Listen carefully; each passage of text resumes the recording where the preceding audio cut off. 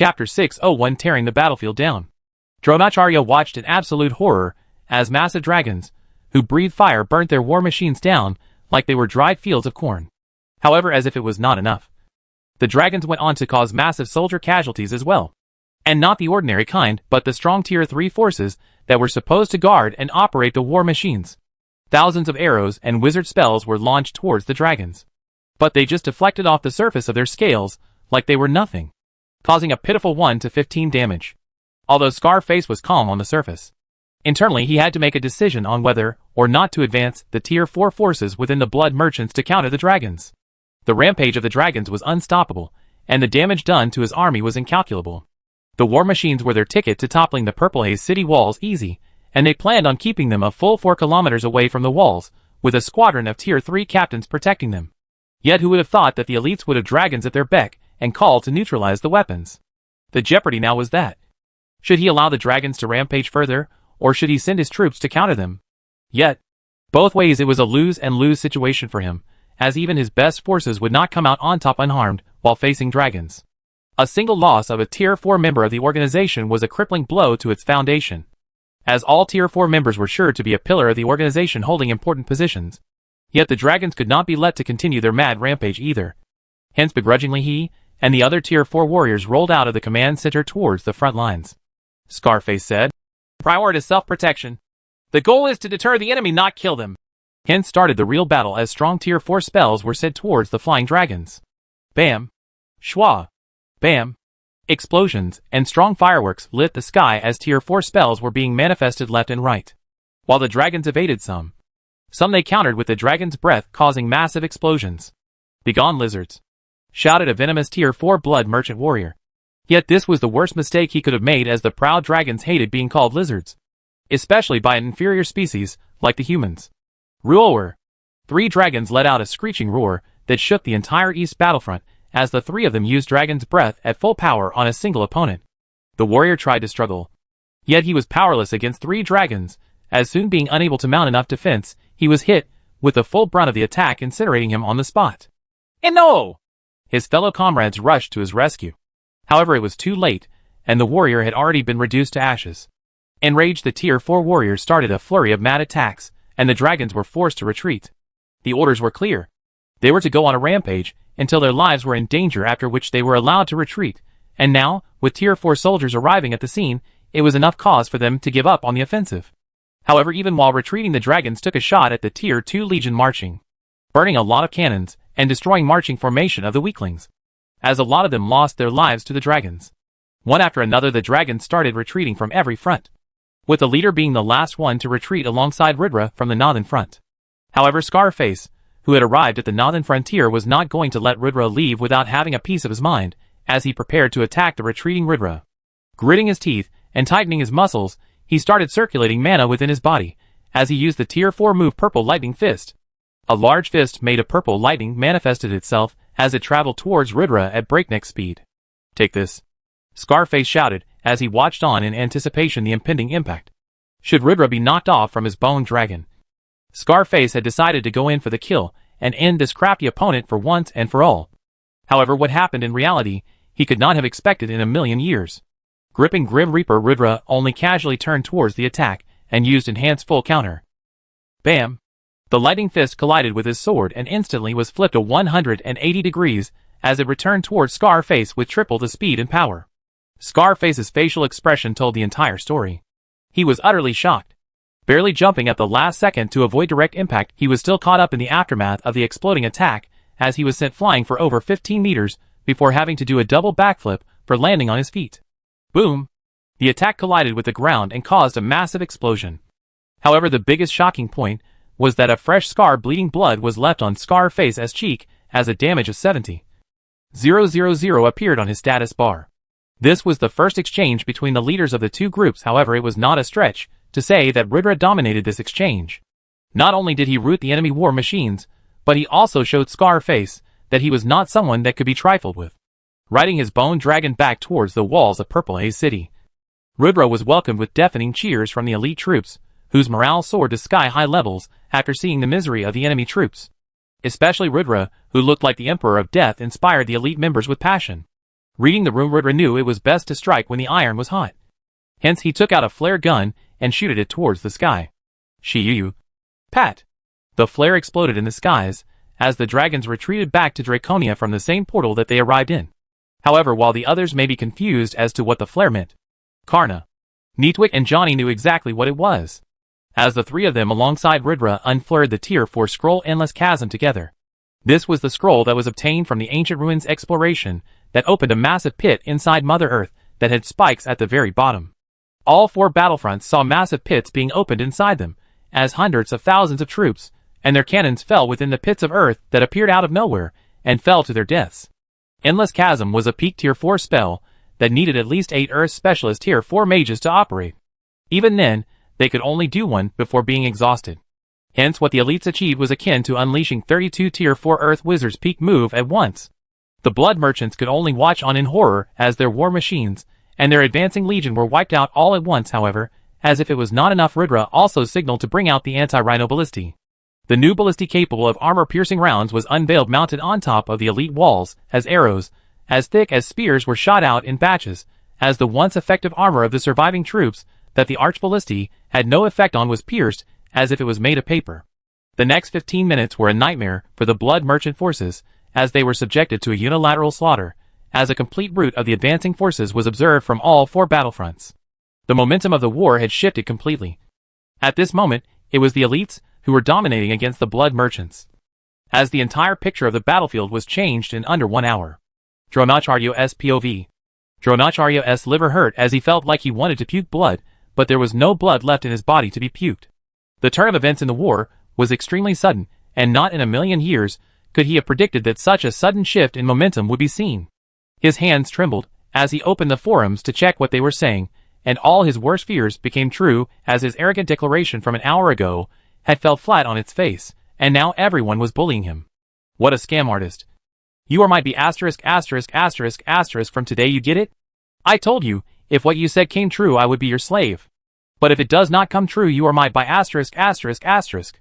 Now that all your predictions have fell flat on the face. Come bark for me. Reading this comment that had 200,000 subcomments beneath, Dronacharya felt like committing suicide. His perfect social debut had been ruined.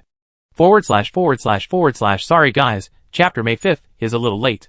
There were issues with the WN app. However, it's extra long to make up for the delay.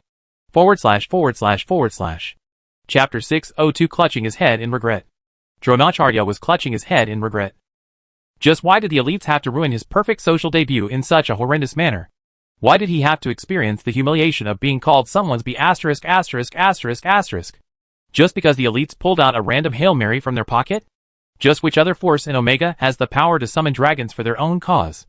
Could anyone have predicted such an outcome? How was he supposed to know that the elites had spells that could split the earth apart in their pockets? He was undoubtedly the prophet. But he was not God who could control every microscopic details. Yet the foolish masses did not understand his genius, and instead ridiculed him. This made Dronacharya's blood boil in anger. However, there was nothing he could do about it. Watching on in pain and anguish, he saw his own photo being turned into meme as the masses trolled him. There were photos of the Kennedy assassination, and under it there was Dronacharya's selfie of the battlefield, as the text read, "I did it." There were photos of dogs taking a poop on their neighbor's yard, and under it there was Dronacharya's photo that said, "I did it." There were photos of angry husbands screaming at pregnant wives, and under it was the photo of Dronacharya saying, "I did it." His face had become instant meme material. His eyes turned red from all the trolling as he solemnly swore that even though his debut was not perfect, he would be the last one laughing. The war was far from over, and the elites would be crushed under his feet sooner or later. Shakuni, I will make you pay. Dronacharya screamed at the top of his lungs like a madman. The inevitable clash was not set in stone. Meanwhile, as Rudra returned to the wall, the atmosphere on the elites' camp had changed a lot. The soldiers were supercharged, and there seemed hope that the war they were fighting was not pointless. It was not pointless until this man was standing as their king and their guild master, with him at the helm. Anything was possible. A loud war cry rose naturally from the elites' camp as the morale reached a boiling point. The elites were roaring for more action and taunted the Blood Merchants to send their best. The bloodlust had set in, and the elites behaved like hooligans. Only one amongst them held his demeanor. Only one amongst them had not even a smile to his face. Expressionless, he stared at the battlefield with cold eyes as its overlord. with black fumes rising around him. Only Ridra kept his calm as he knew that in war, aces were countered with aces, and since the elites pulled out the big gun, Scarface was sure to retaliate with a big trump card of his own. This was why Ridra was calm despite the early success, as the war was far from over, and the ball was in the opponent's court. Naturally, the enemy did not disappoint, as legions of Tier 2 troops started to get into formations again, as the marching was about to be started once again. However, the advancing groups did not consist of infantry alone, as there was cavalry amongst them too. War horses, Ridra exclaimed in his mind. These were a special breed of mounts that, although had no combat abilities, they could be brought into the battlefields as stable mounts, who would not run away from danger. If one brought a normal mount to a chaotic battlefield, it was bound to be scared for its life and disobey its owner, running in random directions and causing chaos amongst one's ranks.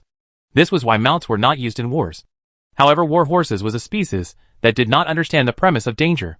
Loyal till their deaths, they could be mounted onto the battlefield with trust. However, incredibly hard to obtain, their herds could only be chanced upon in the wild. However, judging by the enemy troop constitution, they had at least 200,000 of them, which was an incredibly high number. With Tier 3 wizards and archers mounting these battle mounts, Ridra instantly realized what the enemy planned to do. If archers and wizards were allowed to get close enough to the walls, they could easily target the elite ballistae mounted on the walls, or try to attack the walls head on themselves with powerful spells. At the speed they would be traveling at with the mounts, it would be difficult to take aim and properly kill them, especially when the mounts would be well trained. Nonetheless, there were large pits in the battlefield. Hence, the strategy was useless at the moment. However, in a move that Ridra did not see coming, Tier 4 wizards started using the move Mudslide as massive amounts of dirt started to be dumped into the massive pits, as screams of buried soldiers that were alive in those pits resounded on the battlefield. Ridra was reminded of the conviction of the blood merchants, who did not bat an eye when burying their comrades alive under layers of earth, as within an hour all the pits were completely filled to the brim, with the Tier 2 troops starting their march towards the elite walls again. This time their approach was way more calculated. The range of the anti-rhino ballistae was only till about 2 kilometers. Hence, the troops covered the first 2 kilometers in speed but slowed down while covering the last 1 kilometer until they were sure that they were out of the range of enemy weapons. This was testament to the fact that the blood merchants were not dumb, and they were willing to adapt and change strategies more practically than madly rushing to complete a single plan. Ridra knew that a luring opponent was an extremely dangerous opponent, as he racked his brains on how to stop the impending enemy troop dash on their mounts. This was a situation that the elites had not covered during their pre-war planning session. Hence, from here on out, every elder was on their own on how to counter the enemy. This was a scouting blunder on the part of the elite scouts, as while it was expected that while traveling the enemies would use a mount, yet the information provided did not detail about the breed of the mounts used. This lapse in information meant that the elites now had to deal with the problem on the fly, and while Ridra had already thought of a solution, he had no time to relay the tactics to the other elders. As the Tier 3 soldiers on the war horse mounts started their dash, Ridra gave a loud and clear command. Assault stations to battlefronts.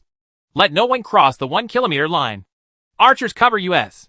Saying so, Ridra jumped from the wall as he ran vertically along the 40-meter long wall before landing on the ground with a loud thump. Thump, thump, thump, thump, thump. Just like him. Within seconds, about 200,000 elites were on the ground zero beneath the walls on the northern battlefront ready for action. Ag. Ridra led the charge as seeing the enemies come down to ground zero. The Tier 2 Legion started their wild dash too, followed behind closely by the Tier 3 mounted players.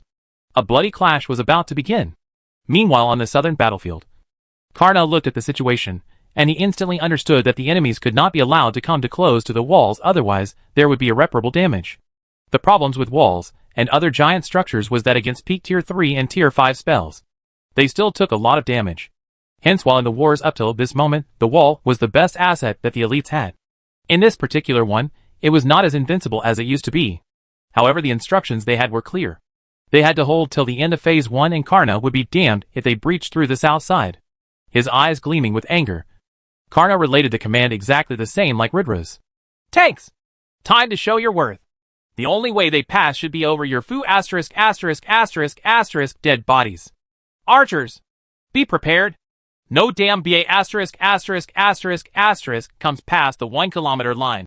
Gripping one sword in his right hand, one in his left, Karna took out the third sword and bit it with his mouth. Jumping onto the battlefield alongside 140,000 tanks, Karna charged towards the 1 kilometer line where he decided to hold till the archers skewered the rest. Cold and ruthless. 3-sword style Karna was back. The loss of life in this chapter is 0-0 for both sides. But since I forgot to add the counter in the last chapter, here are the current stats. War recap counter. Blood merchant deaths in last chapter. Nearly 1 million tier 2 soldiers plus 25. 000 tier 3 soldiers plus 1 tier 4 powerhouse. Elite's death in this chapter, 0. Total force strength left alive. Merchants, 26.4/30 million. Elites, 9.4/9.4 million. // special shout out to Savanthy for 2 5,000 coin magic castles. Thank you so much for the patronage. I really appreciate it. As with every super gift, there will be a bonus chapter following it soon.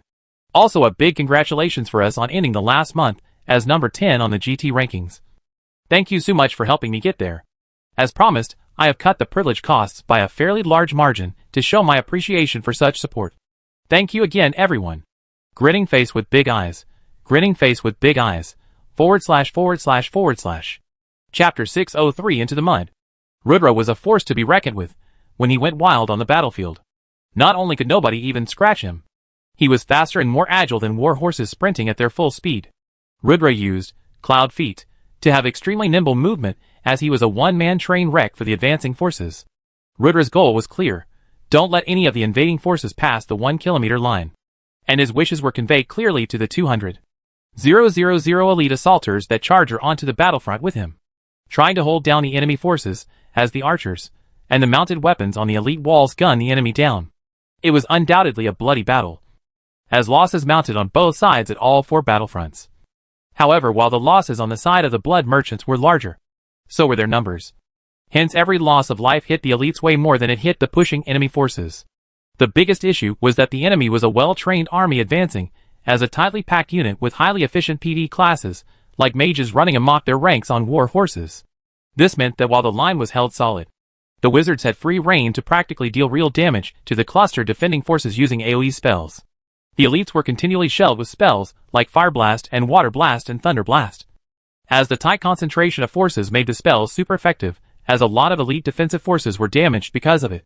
This was where the difference in quality between armies started to show, as even after being backed up by thousands of archers and war machines from the wall, the elites were in fact being pushed back systematically a few meters every time as the enemies gained ground. Rudra understood it early on. That 200,000 wasn't going to cut it out, but he did not want to reveal the special weapon yet. Being hard-pressed for choices, Rudra could only look for one solution. Rudra shouted the command. "Alright, boys! Hold strong." The front lines clashed hard with the enemy forces at this command, as they went shoulder to shoulder in trying to push the enemy lines back. Rudra knew that if densely packed troop cycle was a disadvantage for them, then it would be the same for the enemy forces as well. And while he did not have wizards on the ground with him, he did have bombs. Rudra used the skill, one-legged leap, as he soared above the enemy forces nearly 35 meters into the air. Up there, Rudra tossed out nearly 75 bombs in a time span of 4 seconds, as when he started to come back down, there was a field of explosions within enemy ranks, blowing them all up. Boom, boom, boom, boom, boom. Christmas came early for the elites, as the bombs completely ruined the formation of the advancing forces, as the debris injured the legs of many horses too. "Charge ye!" Rudra commanded, as he personally led the slaughter of the enemy forces, who were currently being skewered by arrows, with their shield formations all blown to smithereens. Every time the enemy tried to reorganize, Rudra would greet them with a wave of new bombs, as the casualties kept mounting on both sides in what could only be described as a bloody battle. Although Rudra did not lose any HP, the Doom armor got splattered with blood constantly, as it glowed with red aura converting the blood into HP. On the southern front, Karna was actually faring even better than Rudra, as his chosen legion was tanks that were practically built for holding their grounds, as the anti-rhino ballistae pummeled the troops behind them. Karna, with his 3-sword style and a 99% damage reduction, was impossible to stop, as he was a one-man wrecking crew for the enemy forces, killing over 20,000 enemies alone in a span of only 3 hours. He was a walking slaughter machine. The side being handled by Sir Johnny was facing a bit of problems. However, Sir Johnny had decided to solve them with trickery. Taking a page out of Rudra's old tricks, he decided to flood the entire battlefield with water before asking Mediv in the mage tower, and all the mages behind him on the walls, to electrocute the bastards to death. And while the technique had its flaws, the best thing the electrocution caused was that while it did not kill everyone, it did damage all of them, including the horses, who could only wobble on their feet after losing motor control. This made the threat of a Tier 3 wizard suddenly closing in the distance, and blowing the wall apart much less likely, as he was able to hold the enemies past the 1-kilometer line. The side that Nitwit was handling could be said to be the most ridiculous sight seen in war history ever. Unlike the other warfronts where Rudra and Karna lead an entire legion of elite troops to combat the enemy tooth and nail, Nitwit decided to solo it. Riding a giant duck, Nitwit commanded a legion of harmless ducks to fly and stick onto the faces of the enemy. At first this entire thing was so stupid that even the enemies were confused about what was going on. That was until one of them got annoyed by the duck pecking its blunt beak over his head and killed it. That guy said, "HUH? What the hell? Is this a joke? These ducks are weak? Who is this guy anyways? A dumb duckmancer?" Nitwit laughed when he heard this as he said, "All my ducks are not weak. And as to who I am? Yes, I am a duckmancer. But this duckmancer will be your death. Duckies, it's quack quack poop time." Right as Nitwit commanded them, the ducks started to squirm quack quack quack quack like idiots and taking a dump on the heads of blood merchant soldiers, who were pissed beyond belief and started killing the ducks mercilessly. Little did they know that this was the worst choice they could have ever made in their lives, as 20 seconds later all sorts of natural disasters started to befall on the enemy troops. Sometimes an asteroid would randomly drop off from the skies and kill 100 soldiers, or sometimes a tornado would appear in between perfectly calm winds taking off hundreds of troops. While sometimes the earth itself would open and gobble a few soldiers up before closing itself shut. Overall the enemy forces were miserable, as they could not even begin to comprehend the source of their sudden miseries, as they had no means to protect themselves against it. "Ha ha ha ha ha, feel the power of the duckmancer." Nitwit laughed like a madman standing on top of Mama Duck. As the world watched on in confused expressions, as an army of ducks annihilated an entire enemy legion, while shitting on their heads and pulling their noses. War recap counter. Blood merchant deaths in this chapter, 500,000. Elite's death in this chapter, 130,000. Total force strength left alive. Merchants, 25.9/30 million. Elites, 9.2/9.2 million. // bonus chapter 1/2 for the super gift by Savanthi. Please thank him in the comments for this one // Chapter 604, A Scary Night. Fighting tooth and nail until their knees caved. The elite somehow managed to get to the day's end without the wall being breached. There was 15 hours of daylight in Purple Haze City. And after 15 hours of back and forth intense fighting, although there were no major victories, the elites did manage to hold onto their line without the wall being breached, which was a small win for them. On the other hand, it was a reality check for the blood merchants, who had expected to topple the elites by this point in the war. But they did not anticipate the elites to be so resilient that after a day of war, they made no progress at all. Scarface took the lesson positively, and he decided to give Rudra credit where credit was due, and seriously plan the action for day 2 in these 9 hours after having a meeting with all generals. It was abundantly clear to him that breaching the north end where Rudra was leading the charge was difficult. However, they needed to analyze the weakest part of the city defense and charge through there. Their initial plan of toppling all 4 sides was no good, and reality came knocking on them. They expected the elites to be weak and wanted to storm the city from all sides, sucking the life out of the defensive forces in a nightmare of a siege. However, Scarface knew that Rudra was crafty, and such a situation was no longer possible. It was better to be more pragmatic and take a practical approach. Addressing the War Council, he said, "I admit that today we had a bad day at the field. Many soldiers died, and our war machines were burnt down. The enemy had unexpected cards in their pocket, and Chuck had to lose his life to the 3 dragons ganging up on him. Chuck's loss hurts us all deeply, as he was a pillar of our organization. But we have to learn from his death and make sure that more of us don't follow suit. This is war, and deaths happen in war. The enemy is better than we expected, but they have no practical chance of winning. They have hell to face tonight, and tomorrow would be even worse. Let's get one thing clear here. Tomorrow the wall will fall." The council concurred on this speculation, as they had gauged the depth of the elites, and they knew that with the right tactics they would make a breakthrough. However, it all depended on how the night passed out. As before the next day of war, there was still a sleepless night for the elite forces. The elite camp.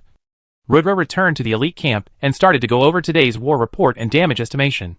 Apparently the loss of lives was still acceptable on their side, while they annihilated a fair bit of enemy forces. However, the expected usage of arrows was at least triple what it should have been, putting the elite forces in a serious shortage of weaponry in the coming day. The armor that the enemy was wearing was super effective, and the arrow consumption to gun down an enemy using the ballistae had increased monumentally as a result. All this caused the forges to run into hyperdrive, as in these 9 short hours of rest. Fatty tried to churn out the necessary war supplies. It was a pretty normal atmosphere around the elite camp. The morale was solid, and the soldiers did not seem too dispirited by the army camping outside. The wounded were being healed while the elders were just restoring their mental health to be prepared for the next day's briefings with Rudra. Everything seemed normal, and Rudra did not suspect an enemy sneak attack due to the war contract. However, he was very wrong with this estimation, as a sinister enemy force was at work. The Dark Shaman's POV.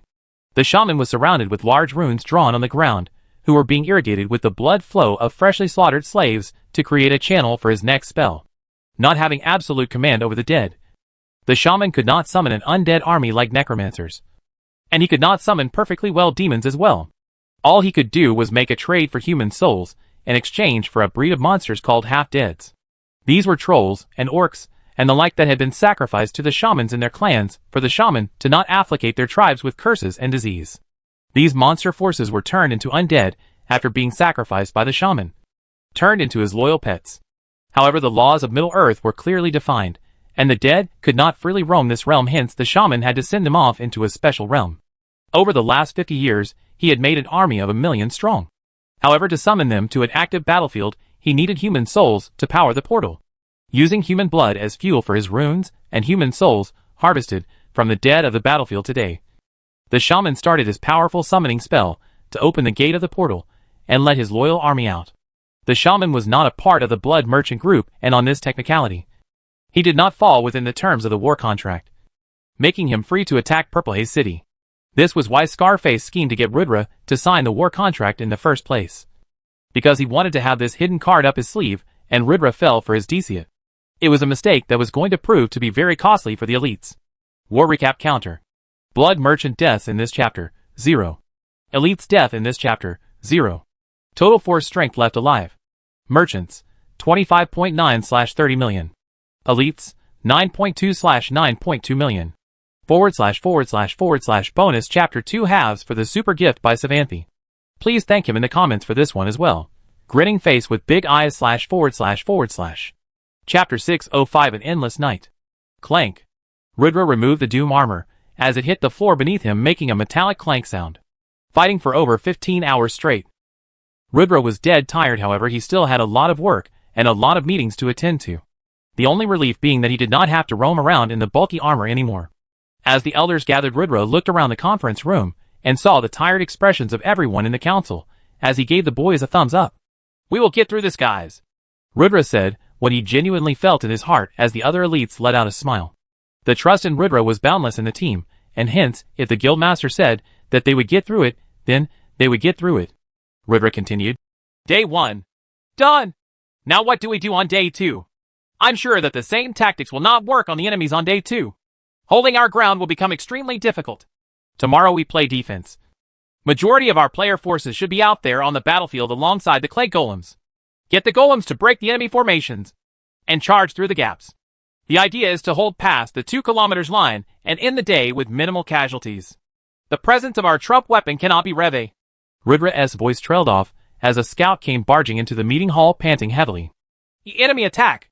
Everyone's eyes widened in disbelief, as within 2 seconds everyone was out of the room. Schwa! Schwa! Schwa! Running faster than wind itself.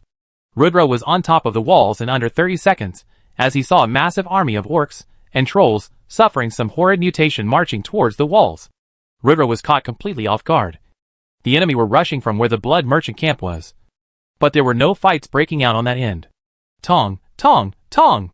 The emergency bell started to ring, as the soldiers started to rush back to their positions on the wall. However, they needed more time to get into position, and the enemy was fast approaching. The good part was that the enemies were only charging from towards the north gate, and the other 3 battlefronts were left untouched, as now the elites could make a concentrated effort to deal with this danger. Like hell I let you, Rudra said, gritting his teeth, as the enemy forces crossed the 2 kilometers line, as Rudra hopped onto his bone dragon and flew off. Deciding to become a bomber, Rudra flew in a horizontal line, dropping bombs, as he created a demarcation zone using explosions. Boom! Boom! Boom! Boom! Boom! Rudra's bomb stopped the rapid advance of the Horde army. However, soon 3 massive giants 200 feet in size made their appearance from the tree line over the forest. Argug. The giants let out a war cry as the Horde army responded in kind. As a massive war cry that would dampen even the bravest army's morale was created. Rudra used his eyes of truth. Half-dead orcs, elite, level 200. Half-dead trolls, elite, level 180. Half-dead barbaric giants, ancient, level 340. F asterisk asterisk asterisk asterisk H asterisk asterisk asterisk. Rudra exclaimed in his mind. As the 3 level 340 giants were undoubtedly tier 4 with a massive HP pool and a barbaric nature. The elites were undoubtedly facing one of the most brutish armies of all time. And the attack had simply caught them off guard. With men still not at their stations, and defenders not on the ground to hold battle lines. Rudra knew that the situation was extremely unfavorable to them. There was no question in his mind that the night ahead would be a very long one. Meanwhile, the real world. Max was watching his brother's war at 2 a.m. midnight on the TV news. It was way past his bedtime, but since he himself started playing Omega recently, the excitement of playing the game made him want to experience more and more aspects of the game. Mostly driven by the desire to be like his big brother. However, while his playing hours were parent-regulated, and he could not do much besides roaming around and doing kid-like quests, which was basically running errands in the city, Max still followed Rudra religiously outside the game. Ever since the war started, he was glued to the TV screen. And although it was a roller coaster of emotions, seeing his brother with that black aura and 2 shining swords, Max knew that Rudra was the coolest player out there. However, at this moment, seeing the massive horde and 3 giants, and his brother stand alone between that army and the wall of Purple Haze City, Max felt fear. Fear that his brother might lose. Hence, inadvertently, a tear escaped his eyes. Screaming at the TV, Max said, "Do something, big brother!" Unfortunately for the foolish boy, his loud scream woke Mama Raj put up, and she dragged him by the ear to bed. Little did Mama Raj put know that she took the opportunity of witnessing Rudra's greatest feat of strength live from the little boy. Back on the battlefield.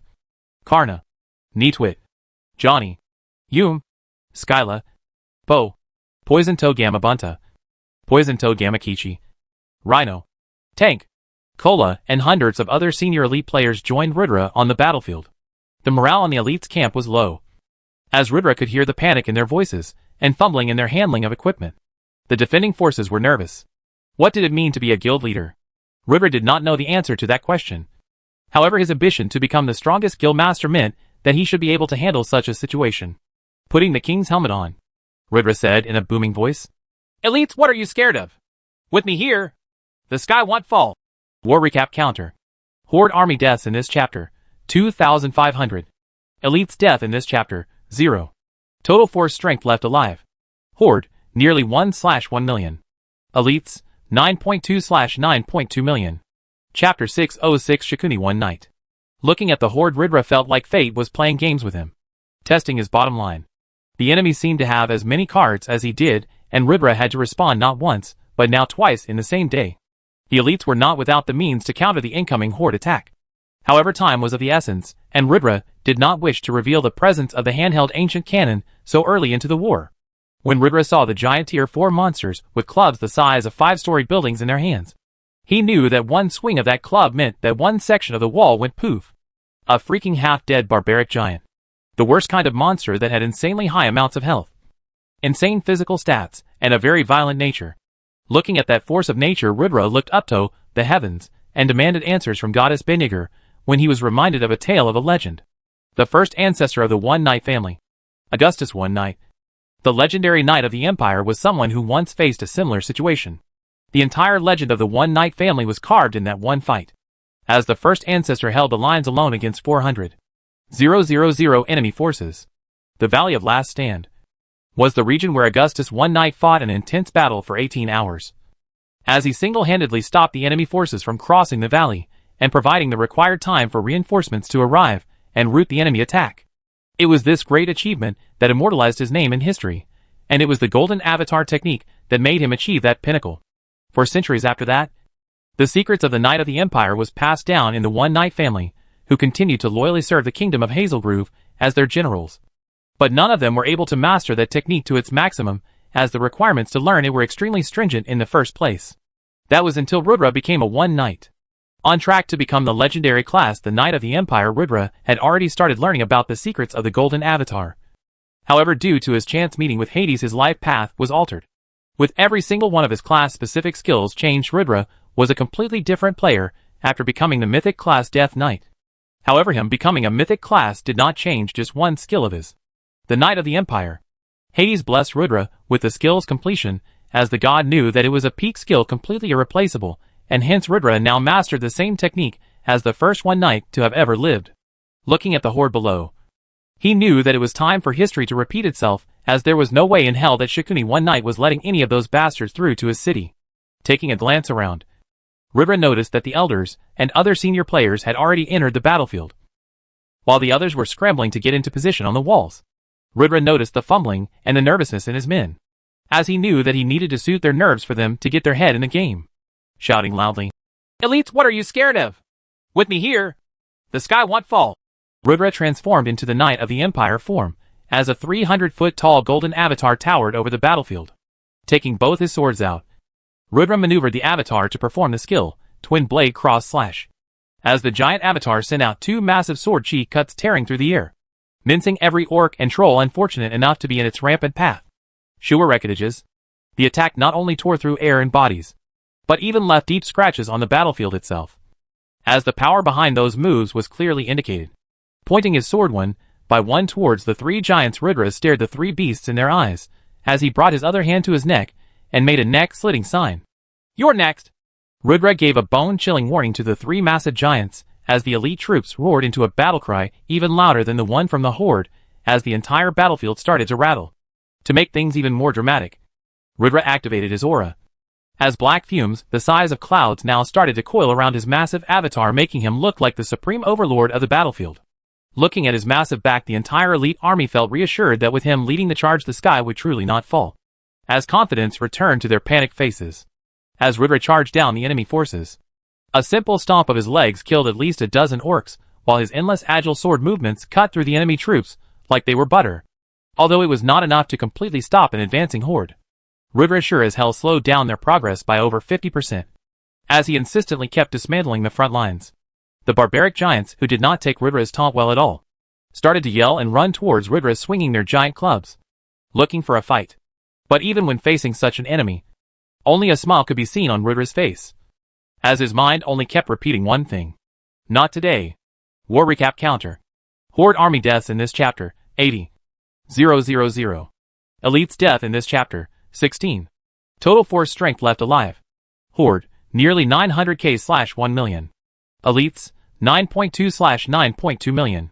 // bonus chapter for hitting the GT target.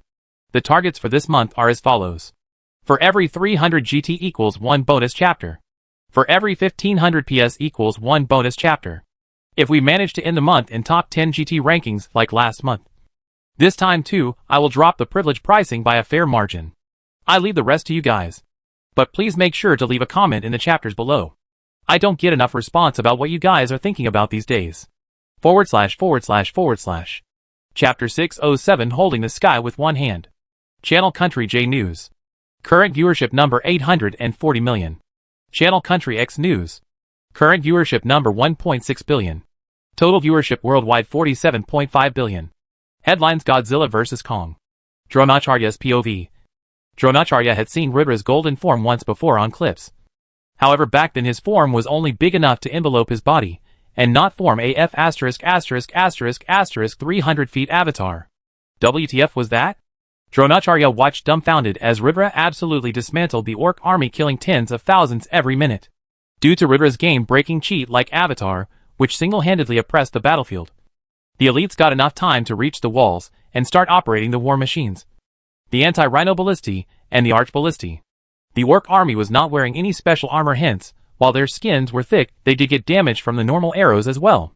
The casualties started to mount, and the tide of the war balanced out as more and more elite assaulters left the wall and joined the senior players on the battlefield. No! No! No! No! No! Screamed Dronacharya in his mind as he observed the situation, as the million-strong horde lost 15% of its numbers without even achieving something tangible. The plan for day one was clear. Probe the enemy's strength and force them to reveal all their cards at the expense of the death of a few tier 1 and 2 soldiers. If the wall miraculously did not fall in the day fight, then topple. If in the night, using the 3 barbarian giants and the horde, creating a sleepless night for the elites to be tired in the fighting the next day. The day plan failed miserably. And now the night plan was on track to do the same, and Dronacharya felt chills seeing the 300-foot Ridra, as he understood that things were not the same as the past timeline anymore, and the elites had new means at their disposal. This thought made Dronacharya tear up, as he wanted to find a hole and bury himself. I only want to crush you like a bug? Why does nothing go like my memory shows it? Why do they have to trample on my dreams? I'm the reincarnator here. I'm the MC of this world? Then why? Dronacharya sulked in a corner, wallowing in his despair, as the other blood merchants looked at him in disgust. See asterisk asterisk asterisk. The asterisk asterisk asterisk asterisk. The asterisk asterisk asterisk asterisk. See asterisk asterisk asterisk asterisk. The asterisk asterisk asterisk as asterisk asterisk asterisk asterisk. All sorts of insults were hurled at the crying Dronacharya, who instantly sobered up after realizing soldiers hated display of weakness. As he wiped his face and pretended like it never happened. All the blood merchants watching this war now only had one thought in their minds, and that was the hope that the one of the 3 massive giants may be able to punch a hole through the elite walls. Ridra's POV. Ridra knew that soon he would be embroiled in a fight against 3 massive giants. Hence, he wanted to kill as many pesky orcs and trolls as he could before fighting the giants. Being the Pope of Death, Ridra proved to be worthy of his position, as he slaughtered thousands of troops every minute before having to turn his attention to a charging barbarian. Wah! The giant ran towards Ridra in full speed, trying to give him a shoulder tackle. And if Ridra were in his human form, he would have been nimble enough to avoid this attack. However, in his giant form, he was not quick enough. PTUI? The wind got knocked out of Ridra's chest. However, he held on as he squeezed the neck of the giant between the sides of his abdomen and his right arm as he started to choke him. The giant kept kicking against the ground as he tried to push Ridra backwards. However, in the head-to-head strength contest, Ridra had won, as he did not budge an inch and started to wear down the massive beast. Unfortunately for Ridra though, there were more of them. 2 more giants came running towards Ridra and swung their clubs to his head, as Ridra was forced to release the 3rd giant and take a step back. Thud, thud. Every step that the 4 massive entities took caused the entire battlefield beneath them to tremble, as Ridra had to constantly be conscious of the distance between himself and the wall, which at the moment was less than 500 meters. The first priority being to push the fight back. Ridra raised the Siege Breaker sword and used the skill Fire Rain. A stream of flaming hot and sharp sword chi came down the skies like rain as the attacks pierced the bodies of the giants and the army behind them, burning into their skins. ARGGHHSAA. The giants bellowed in pain as Ridra instantly decided to punish the one who had his guard down due to an attack piercing its eye as Ridra slided towards his knee to knock him off his feet before stabbing his head with Siege Breaker to end his miserable life. Even as the giant fell down, he took down an entire unit with him, killing over 5,000 soldiers with his body, which was a lot. And with only 2 giants left alive now, Ridra had leveled the playing field considerably. However, there were limits to Ridra's power. The golden avatar did not come without any restrictions whatsoever, and he did not have the necessary stamina to continue this form for much longer. The golden avatar sucked on both his stamina and his mana, and the larger his body was, the faster he was depleted. However, he could not buckle before killing the other 2 giants off. He needed to wipe them out. Dark Shaman's POV. The shaman was weak after opening the gate for the horde. The amount of human souls he sacrificed were only enough to summon 1,000,000 strong. However, he also brought in 3 barbaric giants into the mix to balance things out. The barbaric giants were extremely strong creatures with a thick skin. This was why they were tricky to deal with when fighting humans, as even if a spear did pierce their skins, they had 20 even 30-inch thick hides before their muscles started, and such a vast distance could not be penetrated by normal arrows or even spear attacks.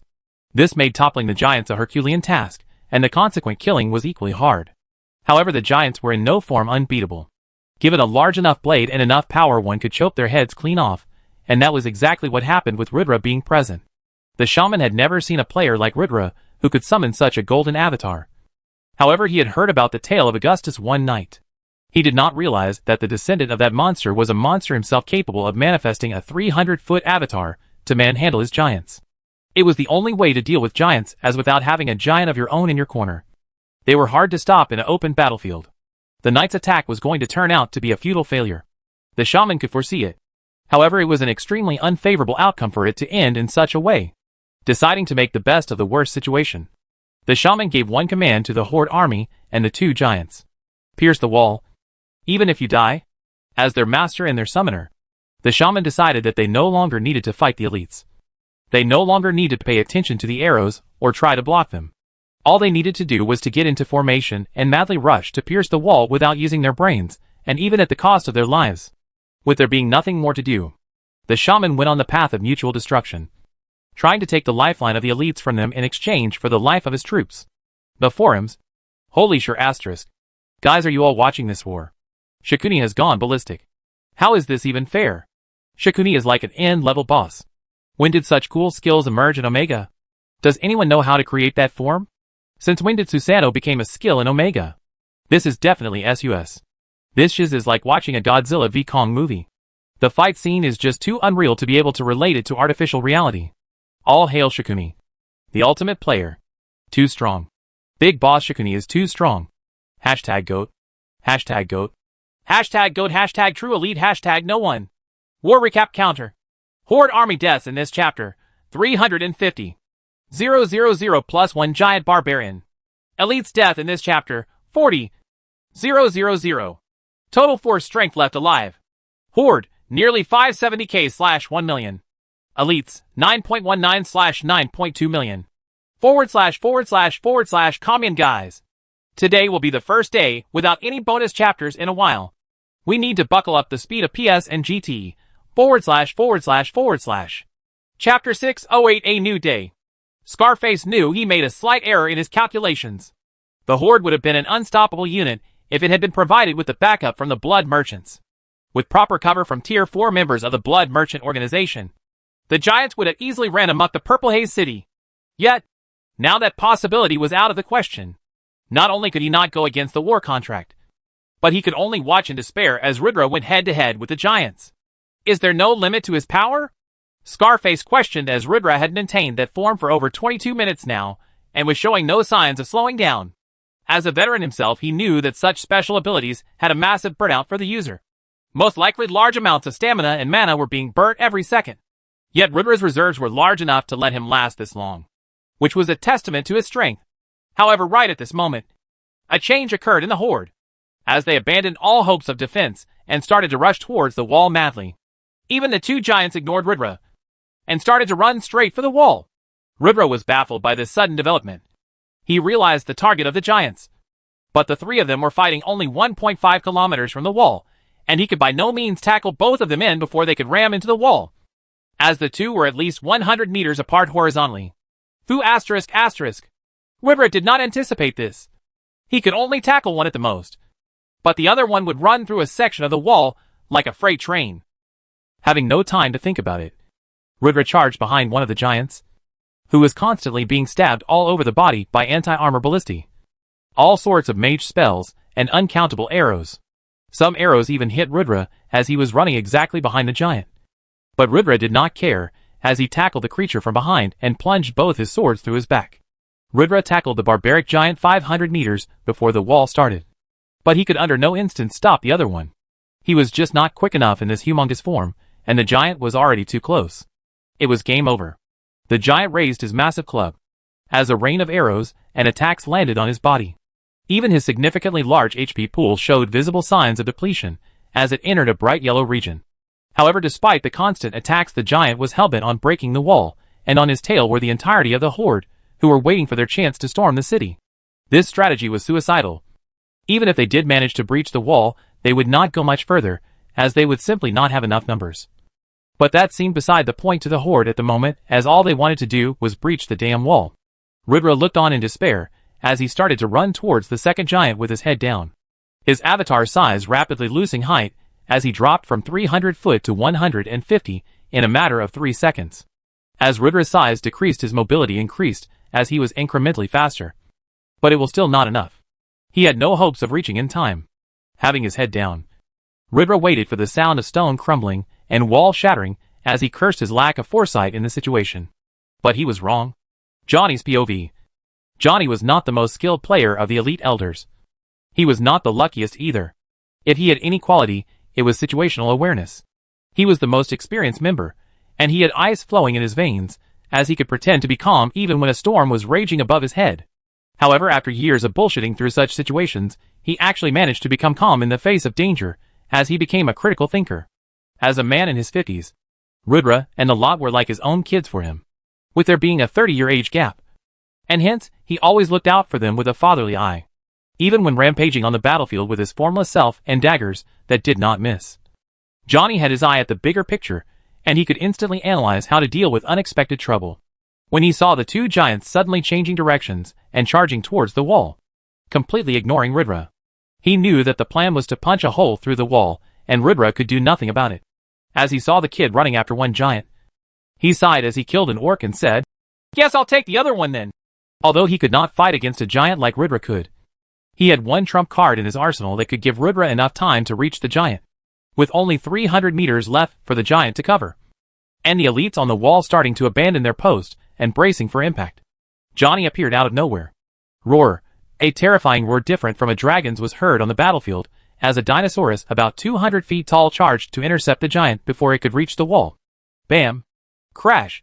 The dinosaur headbutted the giant from the side at full momentum, as the giant was knocked off its feet and forced to roll thrice on the ground, rumbling the earth to its core. The dinosaur itself started to stagger helplessly after taking a brutal impact to its head, losing 25% of its HP and being stunned with confusion. However, even though it put itself in harm's way, it did achieve the objective for which it was summoned, as Rudra got enough time to stop giant number 3. Rudra's POV. Rudra waited for the sound of the wall crashing down. However, instead he heard a very familiar roar of a dinosaur.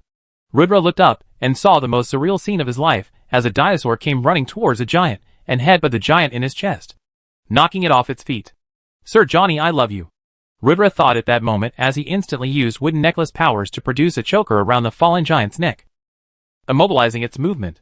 Rudra had shrunk down to only 50 feet, and he looked puny now compared to the giant. However, still he chose to stand on the giant's chest as he used solar beam to end the giant's life by piercing its heart clean. Standing on the corpse of the third giant, Rudra shrunk even faster as he buckled to his knees after losing the last shred of his stamina. However, even completely exhausted, he had a wide smile plastered on his face as he looked towards the dinosaur who had Johnny standing on its head with his arms folded. Rudra's image of the most reliable member of the elites was reinforced at this moment as he had boundless gratitude for this man to be in his guild. His charisma and accomplishments were off the charts, and his fanbase was larger than Rudra's back in Country J. He was the ultimate middle-aged uncle of all time. Scarface and the Dark Shaman were left with their eyes twitching looking at the development, as their brains could not comprehend the absurdity of the guild true elites. Some members rode giant ducks, some members rode dinosaurs, and the guild somehow summoned dragons and earth-splitting spells out of nowhere. Curses turned to become buffs, and what was supposed to be a simple task of breaching a wall became a Herculean challenge. Nothing made sense while fighting the elites, and even the good became the bad, as it was safe to say that Day 1 and Night 1 was a complete failure for the attacking forces. While the day's failure was due to unseen factors, the night's failure could be accounted to two men only: Rudra and the last-minute hero Johnny English. With the whole guild's and the world's attention now on the old man, Johnny knew he needed to act cool as he said, looking towards the sky, "Don't worry, kids. Papa Johnny is here." War recap counter. Horde army deaths in this chapter, 300. 000 plus 2 giant barbarian. Elite's death in this chapter, 30. 000. Total force strength left alive. Horde, nearly 270k/1 million. Elites, 9.18/9.2 million. // special shout out to Omar Alsheikh for the 5,000 coin super gift. Thank you so much for the patronage. As with every super gift, a bonus chapter will follow today itself, and we are also extremely close to hitting the Power Stone target for a bonus as well. So if we manage to hit it today itself, then we can have 2 instead of 1. // Chapter 609, the lack of quality. The elites fought against the enemy horde for 2 more hours and managed to get a complete rout of the enemy forces, with still nearly 100 minutes left till sunrise. It seemed like they would be able to catch just a little bit of rest before hopping on for a long day's battle at sunrise. The very thought of having to fight an intense battle the very next day got the elites a bit disheartened, as the constant high-intensity fighting had left them a little drained. Rudra's strategy made it so that the sacrifices on the player's side of things was high, whereas he did not introduce the help from the church and the Hazelgrove Empire in the battle on day 1. The reason behind it was simple. The players were replaceable should the fight go past day 3, but the NPC were not. Hence for the NPC help, Rudra wanted to use them cautiously, and with the maximum chances of survival, as the chances of the elites coming out on top greatly depended on how many forces they had to spare once the wall crumbled. The enemy still had a beyond massive army at their disposal of high-quality troops, and Day 2 was by no means going to be as simple as Day 1. With the elites having to use their big cards early on, Rudra had a strong feeling that Day 2 would see the Tier 4 forces, and the strong Tier 3 forces of the enemy taking command of the attack, and holding off would be much more difficult. From a tactical analysis, the best formation to breach the wall was the double V or the W formation, with there being one massive center prong with two supporting side prongs attacking the wall.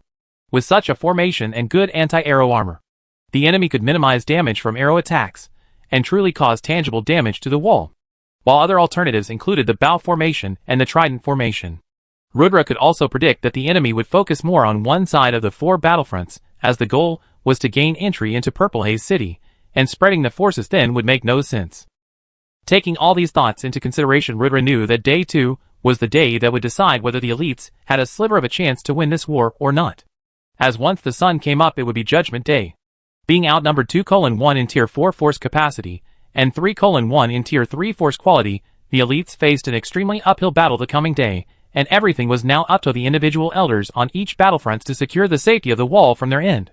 However, hoping for the best, Rudra decided to also prepare for the worst as he relayed explicit orders to Mediv on how to handle the situation if the wall was breached from any side.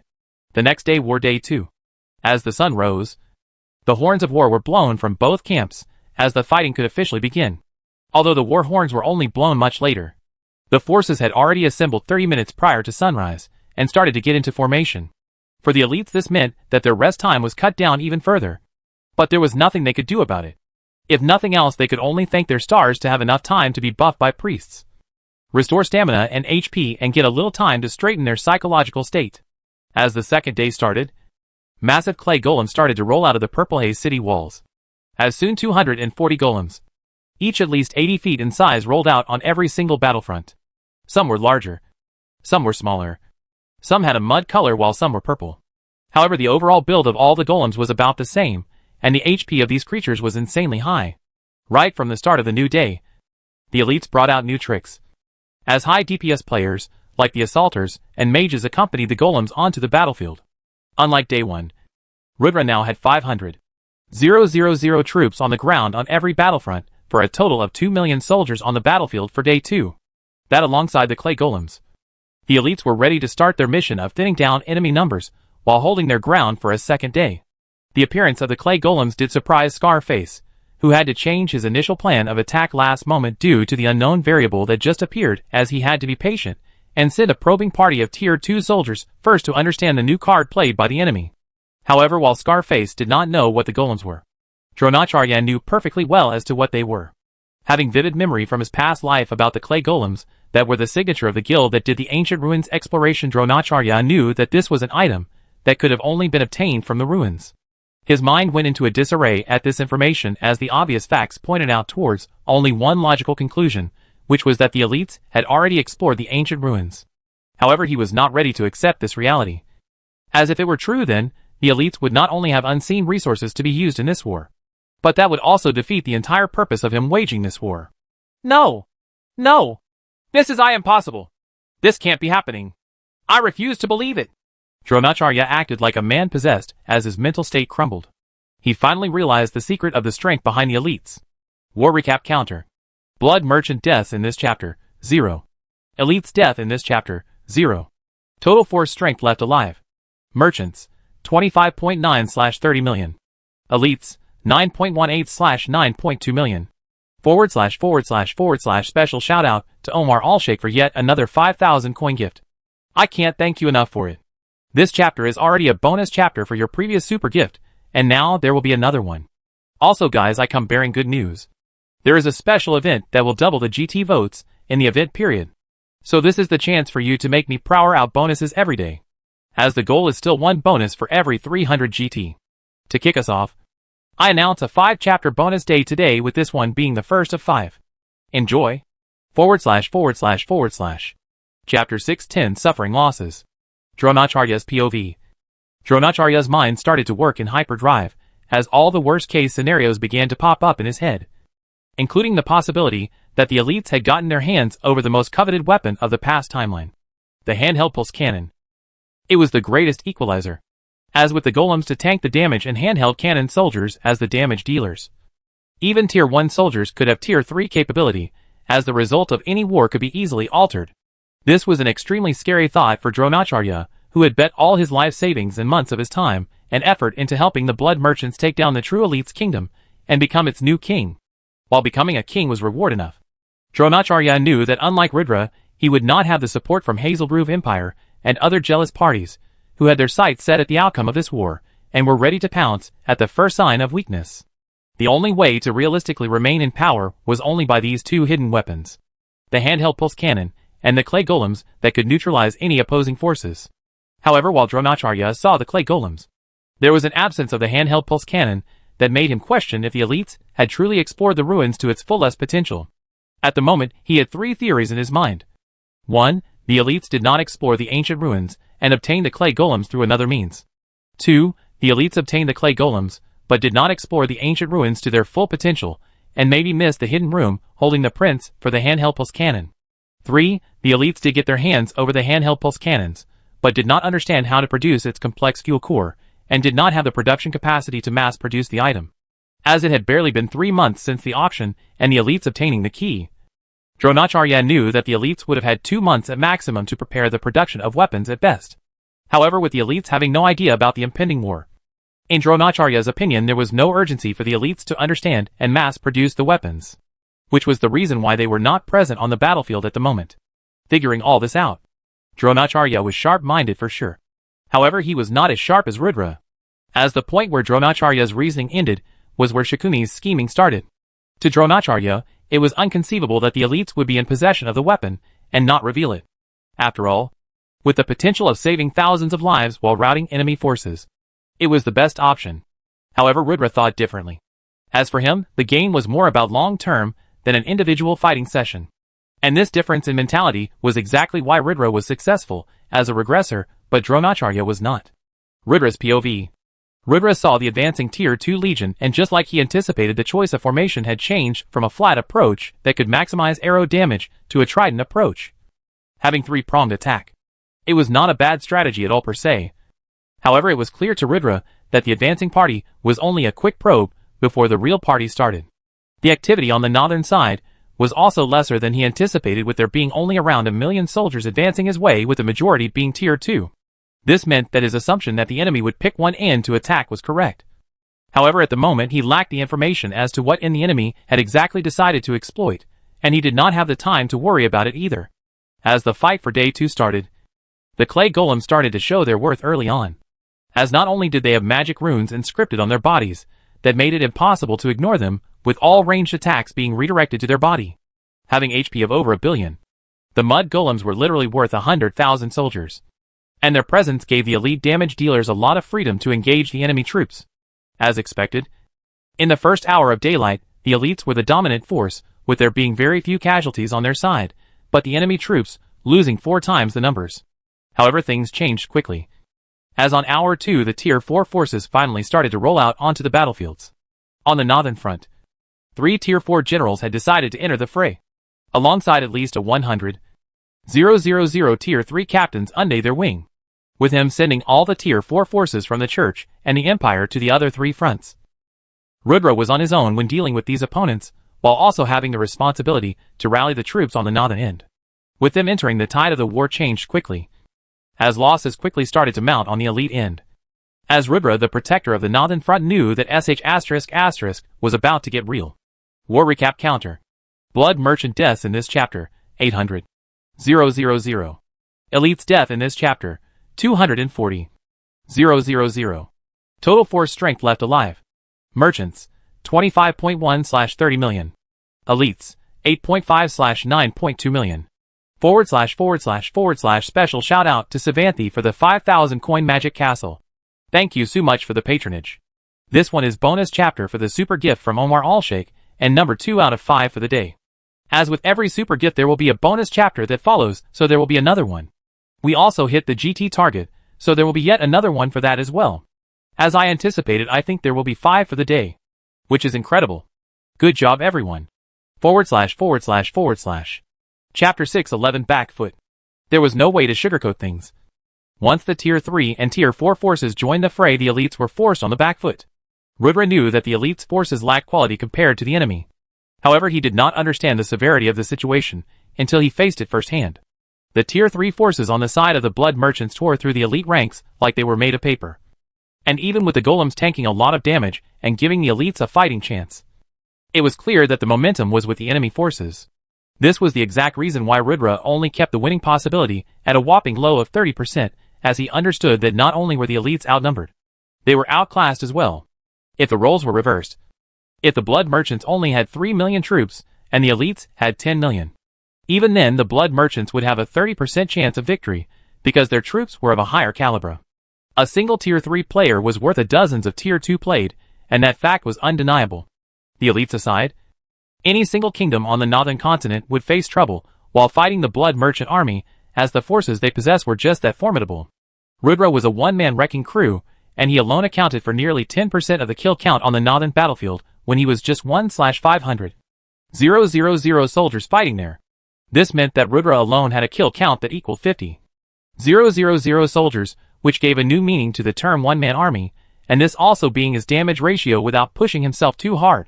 Naturally, the Blood Merchants observed this fact as well, as at first there was one Tier 4 general that engaged in combat with him, before all three of them being embroiled in a fight with Rudra, as it became clear that one-on-one they were all no match for Rudra. This came as a huge confidence blow to the Blood Merchant generals, as they had never felt so weak against any opponent after ascending to Tier 4. However, against Rudra, they were hard-strapped for their dignity. Seed Breaker in one hand and Grim Reaper in another. Rudra was unstoppable, as even 3 versus 1, he had the upper hand, and was producing a steady stream of damage on his opponents. Rudra was still not completely comfortable in his new class, the Death Knight, as the increased speed and strength were hard to control in a natural battle, as he often was a microsecond too early, or his attack was delivered with a bit too much force, making his next action a little more harder to perform. Compared to the complete mastery he had when he was at the peak of Tier 3, Rudra's performance had dipped a little. However, even so, he was quickly adapting to his new power level, as there was visible progress in his fighting pattern. Rudra had a lack of proper fighting opponents in the months leading to the war, as the strongest opponent he fought in this time was Patricia, who also was no match against him in a 1 versus 1 fight. Only now, when facing 3 Tier 4 opponents at once, did Rudra feel like his engine was running at 70% capacity, as he had to genuinely try to win the fight and create openings to exploit. While it looked like a normal fight to Rudra, for a third person in Tier 2, the fight was impossible to follow. There were shockwaves going out everywhere, and all they could see was a blur of movements, having no idea on who was damaging who and how. The fighting was so intense that both sides avoided the 4 big dogs, as a 200-meter circle was formed around their fighting area, as nobody wanted to die from a stray energy blast as a result of high-level fighting. Rudra had decided to stick to the basics in this fight, and did not bring out any of his big moves or class-specific moves, but instead took full advantage of his existing arsenal of skills with whom he was acquainted with. He used the Lich's Ring and produced Darkness Bind, before using 3-point stab to deal critical damage to one of the 3 generals fighting him. The general's health instantly dropped from dark green to a bright red, as he suffered bleeding damage from being stabbed at 3 of his vitals. Buckling down, the man was on his knees. The other 2 generals instantly responded and forced Rudra to retreat with a flurry of attacks, the intention being to stop Rudra from going for the kill. But as they approached Rudra, they saw a sinister smile spread on his face. The 2 generals had fallen for his trap. Using Blink, Rudra teleported behind the Tier 4 general on his knees, before using Solar Beam to blast his body to smithereens. No. The other 2 screamed, but they could do nothing but watch in horror as their friend died right before their eyes, as anger and fear became evident in their eyes now that they had to face Rudra 2 versus 1. The situation was not ideal for them at all. However, while Rudra was coming on top of his fight with the Tier 4 generals, the same could not be said about his forces fighting the Blood Merchant forces. The elite lines had visibly thinned down, and the situation looked grim for the survivors. At the rate the elites were dying, Rudra calculated that it would be 3 hours at best before the 500,000 soldiers observed a complete wipe, which was a huge issue. Cursing his bad luck, Rudra pressed onto the other Tier 4 generals, as he wanted to end the fight with them quick before thinking of a solution to save his own forces. But little did he know that if the North Front was in such a dire situation, the West one was near complete annihilation. War Recap Counter. Blood Merchant deaths in this chapter, 600,000. Elite's death in this chapter, 300,000. Total force strength left alive. Merchants, 24.5/30 million. Elites, 8.2/9.2 million. / bonus, chapter 3 out of 5, for the day for the super gift by Savanthy. Please thank him in the comments for this one. / Chapter 6 12 Troubles on the West Front. Johnny's front was classified as the weakest by the Blood Merchant forces, and hence his side saw the highest troop activity at the start of day 2. Rudra had warned all three of them that such a situation may occur, and it was unfortunate that it was Johnny's side that was picked to be the target. Unlike the other side, where there were 3 Tier 4 generals accompanied with 100,000 troops.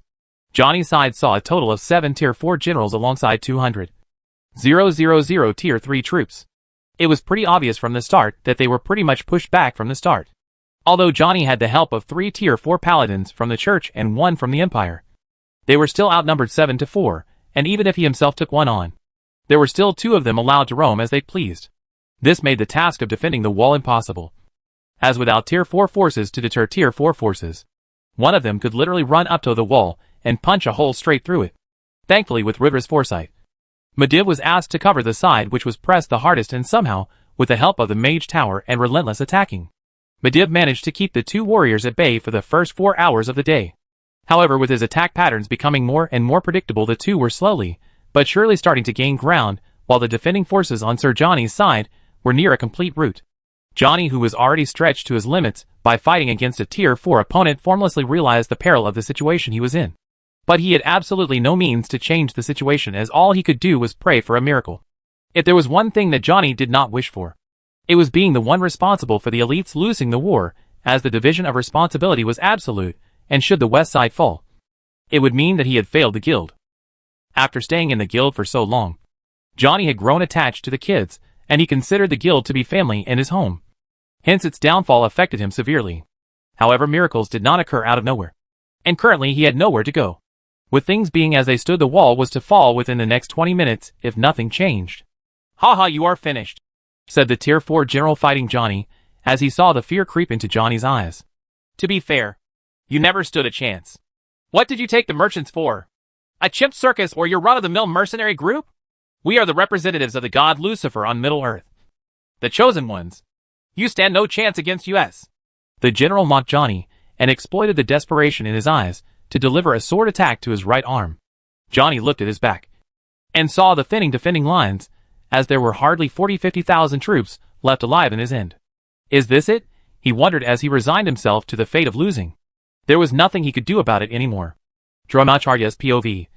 Dronacharya looked at the developments of the war, as he breathed a sigh of relief.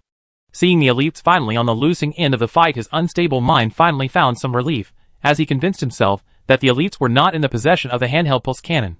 They simply could not be. Otherwise, they would have used it after being pressed so hard in the war. He concluded that either the elites had got the manual to make the clay golems from another unknown source, or they had not explored the ancient ruins to their fullest potential. Either way, they were not in a position to deploy the game-changing weapon in this war. Knowing this fact, Dronacharya somehow regained faith in the fact that the elites were sure to lose this war, as no matter how admirable their struggle was, they were ultimately not a match for the Blood Merchant forces, and their defeat was but a matter of time. "Ha ha, ha ha, ha ha ha ha ha, ha ha."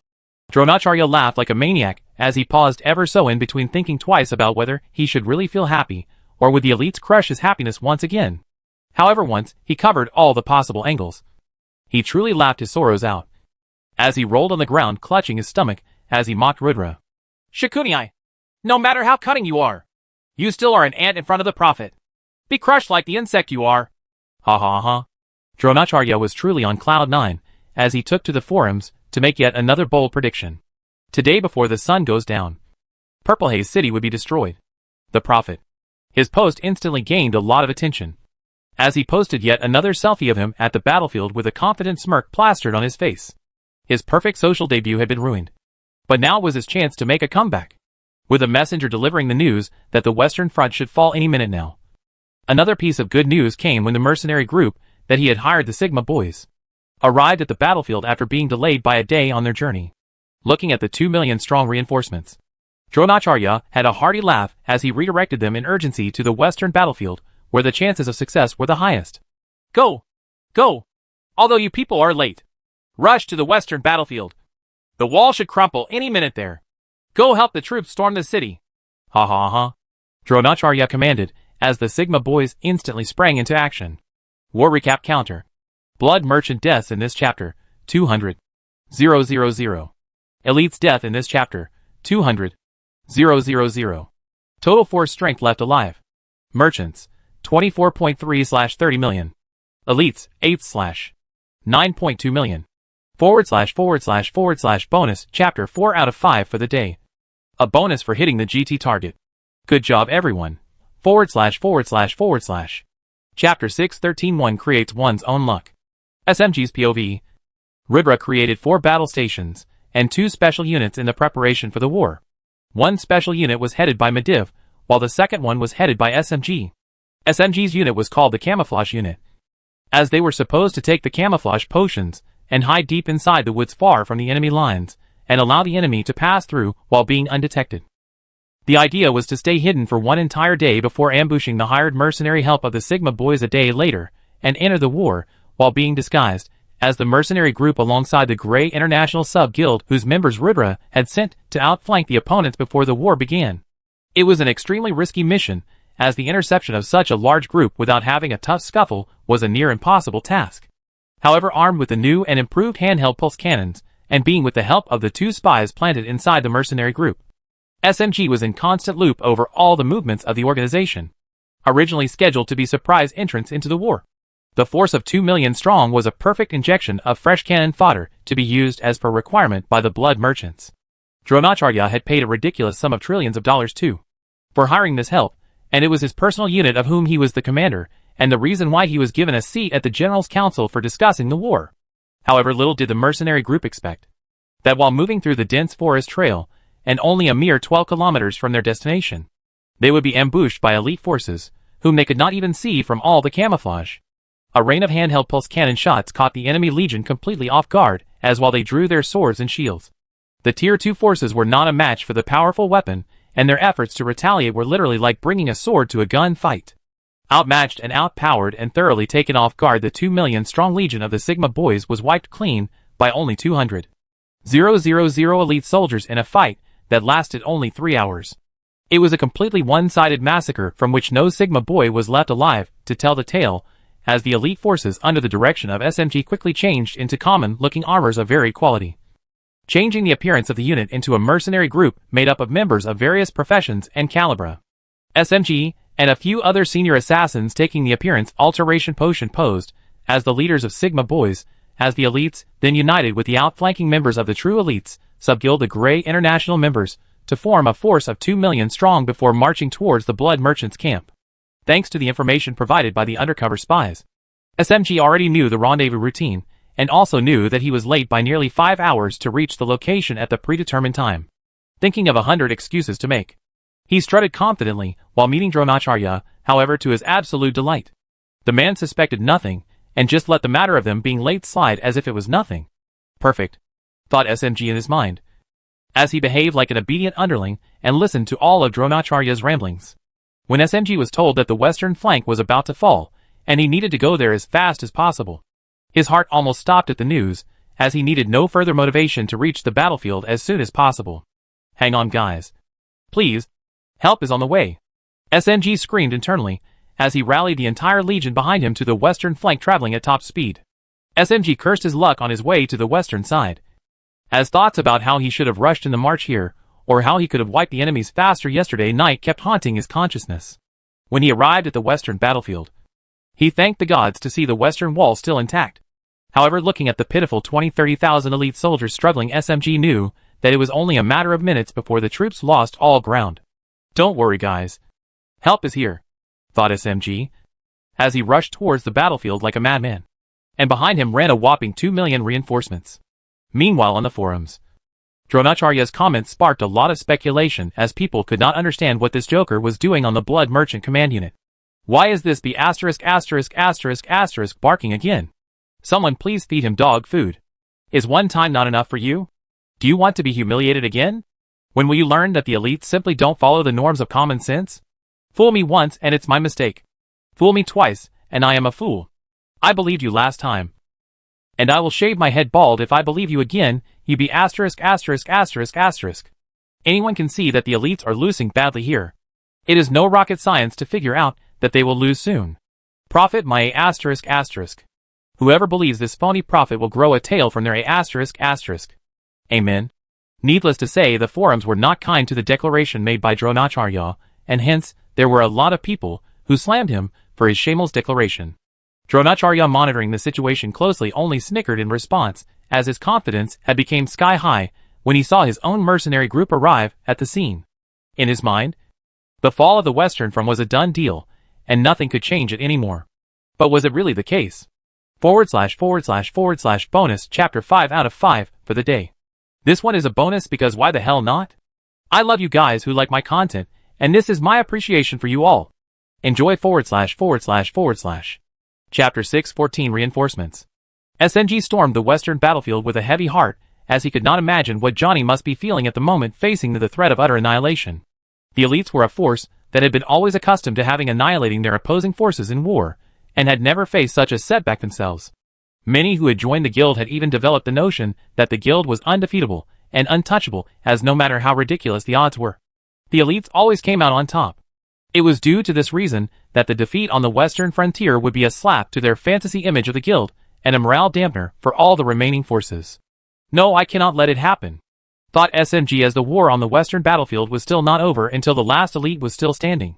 Initially scheduled to fight under the Sigma Boys banner to create sheer confusion at the backstabbing, SMG dropped that idea to rally a command that he thought was the most important at the moment. Shouting as loudly as he could, SMG said, "Soldiers, hoist the colors proud." Instantly the flags of the Sigma Boys Guild were dropped by the flag bearers, as a familiar grey wolf insignia unfurled itself on the battlefield, taking the blood merchants by surprise. For SMG, the message to give was that hope was still alive. Hence for the elites to still fight to the bitter end and not give up. Because reinforcements had arrived. Sneak attack! Sneak attack! Watch your backs! The blood merchant captain shouted as soon as SMG and the reinforcements tore their way through the blood merchant backlands.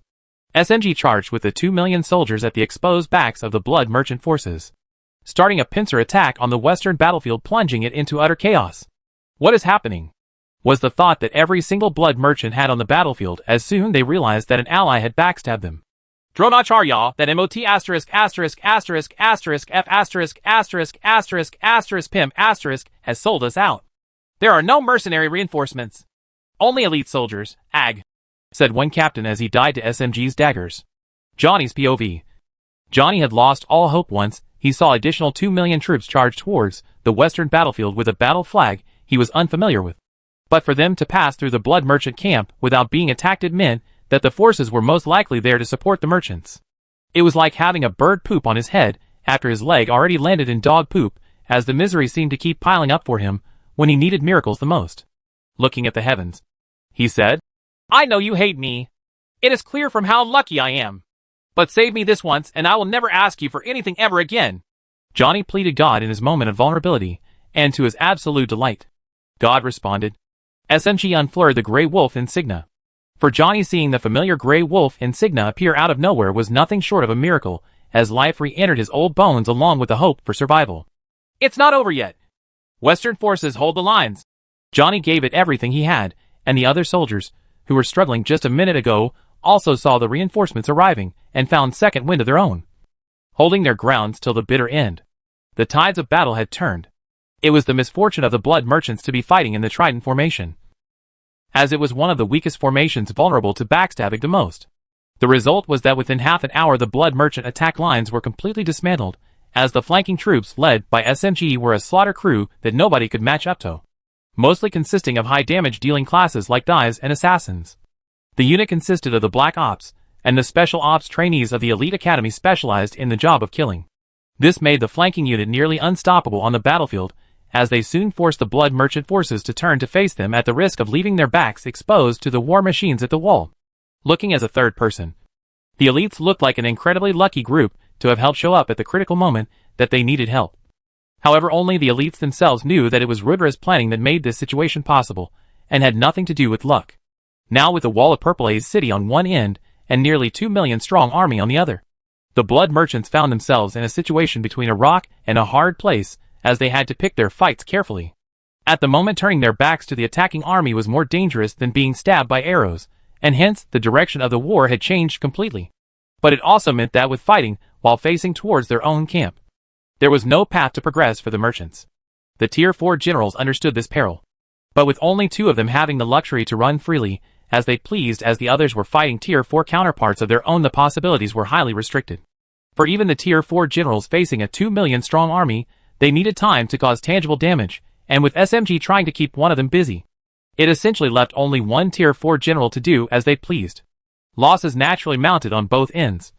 However, the elites bought themselves precious time due to the timely help of the reinforcements, giving them a fighting chance to hold the wall till the end of day 2. While this intense fight brought a lot of excitement to viewers worldwide, it brought a myriad of problems for Dronacharya, who was sweating buckets at the central camp at this moment. Dronacharya's POV. Dronacharya was completely sure of victory. So much so he had even started to prepare his war horse to ride into the battlefield as he started to gear up for battle. His mood was excellent, and he had broken into singing with joy, all of which became his undoing when the expected reinforcements suddenly changed flags and attacked the blood merchants. The first thought every one of the merchants had was that Dronacharya had backstabbed them. Everyone threw a myriad of curses at Dronacharya, who himself was the biggest victim. Dronacharya could simply not understand what was going on, and how the mercenary help he hired after making them sign an airtight contract backfiring on himself.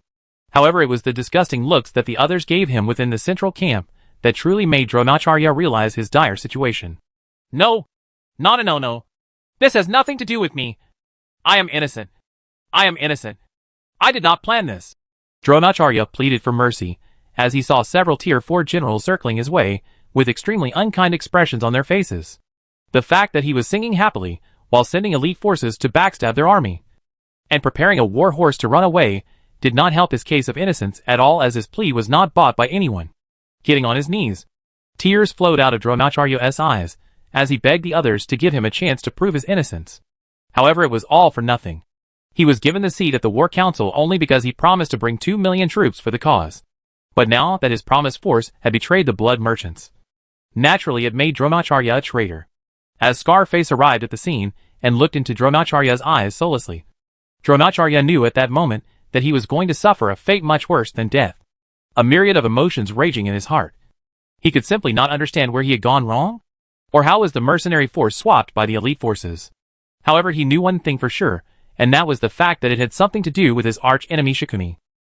Although he had no proof, he knew it in his heart that it was somehow that man's doing, and hence the last words that came out of his mouth before being knocked unconscious by Scarface's brutal punch was a borderline insane chant of Shikuni.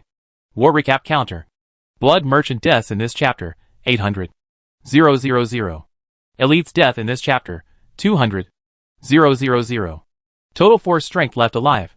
Merchants, 23.5/30 million.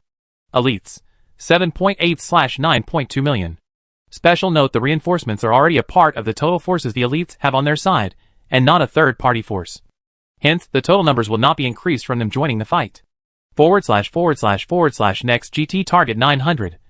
With the double tickets event ongoing, it should not be long till we hit it. Let's get it, you all. / Chapter 615. This is not a fantasy story. For a while, everything looked good for the elites. The Western Front had managed to hang on. The wall was basically still intact, and there were only about 3 hours of fighting left in day 2. The elites had outdone themselves by hanging on for so long, and the blood merchants were frustrated now at the circumstances and how they were failing to achieve something tangible. If this was a fantasy story, this would be the part that things started to turn better for the elites, and they would overcome all odds to claim victory. But sadly, Omega was no fantasy story. There were no unexpected upsets or comebacks in such a grand war, and victory and defeat was decided through absolute power alone. Unfortunately, in terms of pure power, the elites lacked a lot. The stakes were too high for the merchants in this war, and they had invested far too much into it to be walking out of the war without a victory. The objective of day 2 was to breach the wall, and with only 3 hours of sunlight left, one had to admit that the group got a little anxious. But that was it. The blood merchants were a little anxious, but that was all there was to the situation. They were frustrated because the job was not done, but they were not worried about it not happening, as they knew that the elites would be squashed like a bug sooner or later. This was especially true for Scarface, who was directly responsible for the entire blood merchant organization. as he could analyze the battlefield the best and take decisions as its supreme commander. He hence took the decision to seek the help from the shaman and enter the battlefield himself to ensure that the western wall fell as intended. After the shaman restored some of his strength, he opened a portal to summon 2 barbarian giants and officially entered the war as an ally of the blood merchants, who alongside Scarface and 1 other tier 4 general entered the war front from the western side. That was the brutal reality of the situation. While the elites were fighting with all they had got, the blood merchants were withholding their strength. Not all their tier 4 generals were deployed out on the front lines, and not all of their troops were deployed in active combat either. While the elites had a definite numbers disadvantage, the merchants had practically a near endless chain of reinforcements. Hence, for every fallen head, another took its place, keeping the intensity of the attacks the same. Naturally, with new forces joining the western front, the nature of the battle changed drastically as the difference between tier 4 troops and mortal soldiers was clearly highlighted. Scarface was a force to be reckoned with, having a DPS higher than even Rudra, slaughtering his way through the elite troops. The giants were on a rampage as they rushed towards the elite wall, with Rudra not present on the scene to protect the place, and hundreds of thousands of competent merchant soldiers to ensure their smooth advancement. The giants could now display their real prowess on the battlefield. Scarface had learned from his mistake the previous night and realized that the maximum potential of the giants could only be unlocked when used alongside competent troops and not with the useless horde. His speculation was indeed correct, as within a matter of minutes, the giants had covered a 4 kilometers distance to close and extremely fast towards the western wall, and with a considerable reserve of HP left as well. Johnny and SMG, who were trying hard to keep a tier 4 general at bay with their measly skills, had also started to reach their limits. As while their opponents still had a large chunk of their HP intact, the both of them were in dangerously orange areas. When the 2 of them saw the massive giants rush towards the elite wall, they prayed inside their hearts for a miracle, and wishes that somehow someone saved them from this mess. But reality was not like fantasy, and their prayers went unanswered. Despite the best attempt by Mediv to produce 2 inferno beams to keep the 2 giants at bay, the giants did manage to ram through a section of the western wall, created 2 huge breaches inside the western section. Crash! Crash! The western wall had fallen. The sound of debris falling and humans screaming could be heard, as finally the blood merchants successfully opened up an entry point to storm Purple Haze City. The troop morale instantly skyrocketed, seeing their objective being achieved. The emergency flares were shot towards the sky. As Rudra and the other elders on the other front saw the flares in the air, they understood that one of the other fronts had been compromised, and that Phase 1 was a failure as of this moment. For Johnny, this was akin to him failing his mission and his reputation being crushed. As saved by SMG 10 hours prior in the day, he hoped that he would be able to hang in for the entire day. But it just was not meant to be. With his tier 4 marker also slipping past him and now pushing to enter the city, Johnny knew that the war at the western battlefield was about to shift drastically. The first line of defense behind the walls was the most densely packed and well-defended area. However, it was utterly useless when facing giants. When planning the city defenses, Rudra had not accounted for 200 feet tall giants, and hence all the brilliant tricks he had for the enemy troops who would have entered Purple Haze City by foot became useless. There were landmines and wizards and tanks making up the first defensive protection. But a single leap by the giants, and they were well over them all, making them utterly useless. The only structure packing a punch against the 2 giants was the Mage Tower and Mediv. However, even Mediv could only slow their tear inside the city, and not completely stop it, swinging their clubs and opening a path. The 2 giants destroyed and ran through the peaceful city of Purple Haze, starting numerous fires and blowing all of the elite's defensive plans to ash, leaving behind a clear path for the blood merchant troops to enter and storm the city without facing its defenses. With there still being 20 minutes of daylight fighting left, the only prayer the elites had now was to end the day without suffering much more losses, and regroup before day 3. War recap counter. Blood merchant deaths in this chapter, 1.2 million. Elites death in this chapter, 700,000. Total force strength left alive. Merchants, 22.3/30 million. Elites, 7.1/9.2 million. // Special shout out to Savanthi for the 5,000 coin magic castle, to Jace Mental for the 1,000 coin luxury car, and to Magnum 932 for the 500 coin massage chair. As for every super gift, there will be a bonus chapter, and thanks to the GT target being achieved as well, there will be 1 bonus chapter for that as well, making it 2 bonus chapters for the day. Good job everyone. Enjoy. // Chapter 616 Regroup. The last 20 minutes of the Day 2 war were the worst for the elites. two giants running amok in their city, it took hundreds of thousands of soldiers to floor the two. The problem with the giants was that their skin was simply too thick, making their defenses incredibly high. Unless one could pierce a tower through their gut, nothing else seemed to do tangible enough damage. However, even after the giants were killed, the city was not in a good shape whatsoever, as at the time that the war horn sounded and fighting for Day 2 was declared to be over. The elites had sectors 5 through 7 on the western end of the city, completely up in flames. The world news. Shock. The Purple Haze City wall is breached. City up in flames. Breaking news. Giants run amok in Purple Haze City. Is this the end of the reign of the elites? Many juicy cover story titles were produced by media companies to draw as many viewers as they could, as the elites were berated on the analysis shows. Gaming pundits and professional gamers were all sitting in a panel trying to analyze the war inside the true elite's kingdom, and tried to find fault within the elite strategy. Pausing from clips of war, they would blabber on about how the elites did not take the correct formation to produce maximum damage, or how they were sloppy in their attack. When seen on a screen, things like tier of a soldier and the momentum of the battle were impossible to analyze. Hence the analysis of the pundits was complete bull ********. As they looked towards the things in a 2D format, their analysis was not wrong as to what battle tactics to choose. But it was all under the premise of, if all soldiers are equal, and did not focus on the fact that the Tier 2 soldiers of the elites were taking on the Tier 3 forces of the enemies. The news channel analysts conveniently let such a critical detail slide, and fooled millions watching worldwide into believing the elites just adopted poor strategy. The elites had created miracles after miracles after miracles time and time again in Omega, and rose to become one of the most notorious guilds across the entire continent. However, this meteoric rise had everyone feel jealous of their success, as even those who supported the elites on the surface wanted them to face a massive defeat to bring their ego down a peg. Such was the mentality of the world, as most people were like crabs who would drag others down, instead of climbing up themselves. A poll on one of the news channels asked the viewers on if they thought the elites could make a comeback and win the war, and 97% of them voted on no, showing that almost nobody had hopes of an elite victory. With the Purple Haze City wall breached, and the enemies having a large force at their disposal, the chances of victory looked grim for the elites. Hence those who were critical of them making a comeback were not wrong in their assumptions. For the merchants to end the war, they must infiltrate the royal palace and claim the throne of true elite's kingdom. For the system to end this fight, initially it was Dronacharya who would be lined up for this role.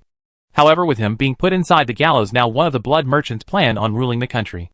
According to Scarface, an open front for their business, and a dark faction nation right at the heart of the northern continent, was not a bad thing for the blood merchants at all. Hence, he was all for coronating a king from amongst themselves. However, the priority remained to get the other pages of the demon's diary. Meanwhile, Rudra thought about his past timeline, and how facing the blood merchant army was the end of the game's main storyline. A total of 1207 guilds had collaborated in that massive war, and still it raged on for days, before the player base only winning through a high numbers advantage. Yet now the elites faced the merchants alone, and with a numbers disadvantage at that. Rudra's initial plan was to hold onto the Purple Haze City wall for yet another day, and shrink down the enemy force size to under 15 million troops, before retreating back into the city. It was on the basis of this plan that he had the confidence of 30% to win the war. However, now that the wall was breached on day 2, with the enemy still having over 21 million soldiers to spare, the chances of victory dropped down significantly. Rudra's mind started to work at full capacity, as he scheduled an emergency meeting for the elite elders to discuss further strategy. The morale amongst the remaining forces was at an all-time low, as with the wall crumbling down, the belief that the elites could clutch this victory crumbled down as well. The city was up in flames, and an intense firefight was raging across sectors 5-7, where the fighting had taken its toll. Seeing these visuals, even the soldiers that had fought in other battlefronts felt their morale plunging, as their efforts were in vain. The western front had collapsed, but the fall of even a single front meant that the city had been breached. As Rudra looked at the assembled elders in front of himself, he could see the defeated expression on their faces, as if the war was already lost. Especially on the face of Sir Johnny, who was the in charge of the western front, as he looked devastated by his facials. Looking at the defeated faces of his most trusted men, Rudra felt a pinch in his heart as well. But while every other elder was present in the meeting, Thadi Kalash was notably absent. War recap counter. Blood merchant deaths in this chapter, 50,000. Elite's death in this chapter, 7,000. Total force strength left alive. Merchants, 22.3/30 million. Elites, 7.1/9.2 million. / bonus chapter for the super gift by Savanthy. Please thank him in the comments section for this one / Chapter 617 Unsung Hero. Fatty knew that he was not the most respected member of the guild, although the elders did not look down on him, and Ridra treated him like a brother. The normal guild members always had a superiority complex over the lifestyle guild members. It was because of this that the entire lifestyle guild always felt as if they had something to prove. Whenever the guild was in a big peril, Fatty knew that the lifestyle guild was useless on the battlefield, not even fit to be cannon fodder. However, that did not mean that they could not contribute during the war times. Contrary to popular belief, that the job of the lifestyle guild ended when the war started, Fatty begged to differ, as he found opportunity to work for the guild irrespective of the war situation. If not on the front lines, then on the backlands, running the forges and maintaining the supply lines. They were truly the unsung heroes of the elites, and without the contribution from the lifestyle guild, the elites would not achieve 30% of the success that they did. However, on this day, Fatty took a mission bigger than himself, as he alongside 260,000 lifestyle guild members decided to mend the broken wall section in less than 8 hours. It was the insane task, as the wall patch they needed to remake was about 2 50-meter patches, and in theory, it was absolutely impossible to achieve this task, as even at full capacity one needed to work a full week to mend this wall. But Fatty decided to do it in 8 hours. His brain working in superdrive, Fatty decided to make individual sections of 12 bricks plastered together first, before joining these sections to make the big wall, asking the entire lifestyle guild to divide into units of 5. 3 reinforced brick producers, 1 brick pastor and 1 brick placer. Fatty started instant production of smaller wall sections. Missing the elders' meeting, Fatty decided to send a messenger to the meeting instead, where he delivered a single letter that read, "The wall will be intact before sunrise. Lifestyle Division. True Elite's Kingdom." It was a bold claim, and a sense of incredible relief for everyone present at the meeting, as what Fatty was proposing to do was something that even Ridra did not think to be possible. However, if pulled off, Ridra would once again have a chance to revamp the failed phase 1 of the war. The world had given up on an elite victory, and many were waiting for their demise. However, defying all odds, the lifestyle division of the elites were attempting to pull off a miracle. Technically, a wall was much more than just a straightforward layup of bricks. It had steel rods passing through the center to provide support and structural integrity, and it had to undergo a process of watering and letting the cement dry off to provide proper binding. However, under the circumstances, Fatty chose to build the wall the ancient way, with only layers upon layers of fat blocks of bricks. Although it did not have the structural integrity of the properly constructed wall, it was more than enough for a Makedo wall that could thwart enemy progress. Over the next 4 hours, the entire elite lifestyle division worked like madmen to produce 92,000 units of 12 bricks binded structures, after which everyone started to draw a single number on their constructed bind-up ranging from 1 all the way to 92,000. What followed was a construction supervisor shouting the names of the units required numerically, as one after another in rapid progression the same 5 men who built a 12-brick structure placed them in the bigger wall construction before quickly leaving. Over the next 2 hours, every single brick was laid, and the raw form of the wall was completely made up, as the 2 massive holes inside them were completely patched up. However, the cement was still wet, and the wall had no structural integrity without the binder working. It was only a layered mess at this moment. However, this was the part where Mediv and the wizards played their part, torching the whole wall sections using fire spells. The mage division drank 1 mana potion after another to make sure that the entire wall was a torched up mess of heat. After every 4 minutes of heating, there would be a spray of water on the walls to solidify the cement and cool it down, before repeating the process all over again. For the next 1 hour, this process was repeated 10 times before the wall became completely solid. However, to add an extra layer of safety, mud spells were used to cover the newly formed walls with a layer of mud and clay to provide an extra layer of protection. Still 20 minutes to sunrise, the elite lifestyle guild achieved something that was nearly impossible to pull off in one night, and undoubtedly single-handedly increased the chances of an elite victory by at least 20%. With the wall standing once more, Ridra had a big smile plastered on his face, as now there was hope to win this war. Should the elite somehow manage to repel the enemy for 1 more day, then the phase 1 of the war would be complete, and that would give the elites a massive increase in the probability to come out on top. The morale inside the camp also increased astronomically compared to when the night started, as seeing the lifestyle players give it their all to save the guild's face.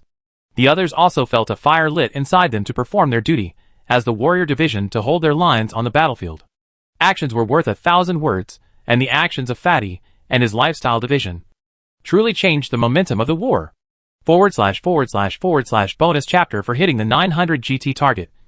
Next target 1200. Let's get it fast, guys. Winking face / / Chapter 6:18 Rudra's plan. Rudra was genuinely worried about how to proceed in the war. Now that the Western Wall had fallen, he had always known that Day 2 would be most critical of them all, and that there was a huge disparity between the two fighting armies. But he had belief in his three elders, and that they could pull it off. Unfortunately, he was hoping for too much. The Western Wall had fallen, and there was absolutely nothing that Johnny could have done about it. He was stretched to the limits. With the enemy capable of infiltrating the city, the odds of an elite victory became very low. In Omega, defending a city was much more difficult than defending a city in real life, as while in real life cities' ground forces had to forcibly walk on the streets. In Omega, almost every class could easily scale to rooftops and run amok in aerial battles. The city was a cluster of 1- and 2-storied buildings, and for Tier 2 players and higher, such heights mattered very little. This is why, although defending forces do have advantage in holding onto a city, the attacking forces can easily circle behind them and strike back, making it a strenuous battle. Should the elites have engaged in combat with at least a 1 minute and 1.5 seconds ratio, then the scales of battle could be said to be even. However, any more than that, and it meant that it was a losing battle without a chance to fight back. Unlike the open battlefield, the city had a lot of places to hide and take cover, making the use of large-scale weapons pointless. Although some defensive devices could be mounted, the damage output would not nearly be the same, and nor would be the death count. The fighting inside a city is mostly a small unit taking on a small unit on every single street and sub-street, with casualties mounting on both sides as the defending forces are forced to retreat, one sector at a time. There is no major use of strategy, or no way to set up traps for the opposition without blowing up your city first. Hence Rudra was concerned about how to proceed with his strategizing, as inside a city warfare, he did not possess enough means to neutralize the enemy without harming his own city as well.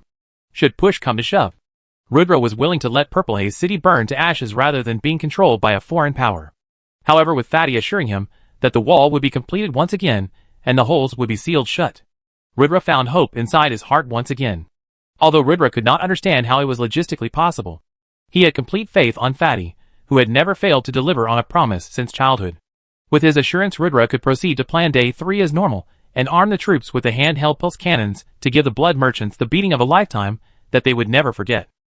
Day 3 was the day where the elites finally brought out their greatest equalizer and really hurt the enemy numbers by advancing legions of soldiers carrying advanced weaponry against a sword-fighting and armor-wearing enemy. It was their biggest ace in the hole, and alongside a fresh batch of 300 golems per every battlefront, it ensured that Day 3 would go much smoother than Day 2.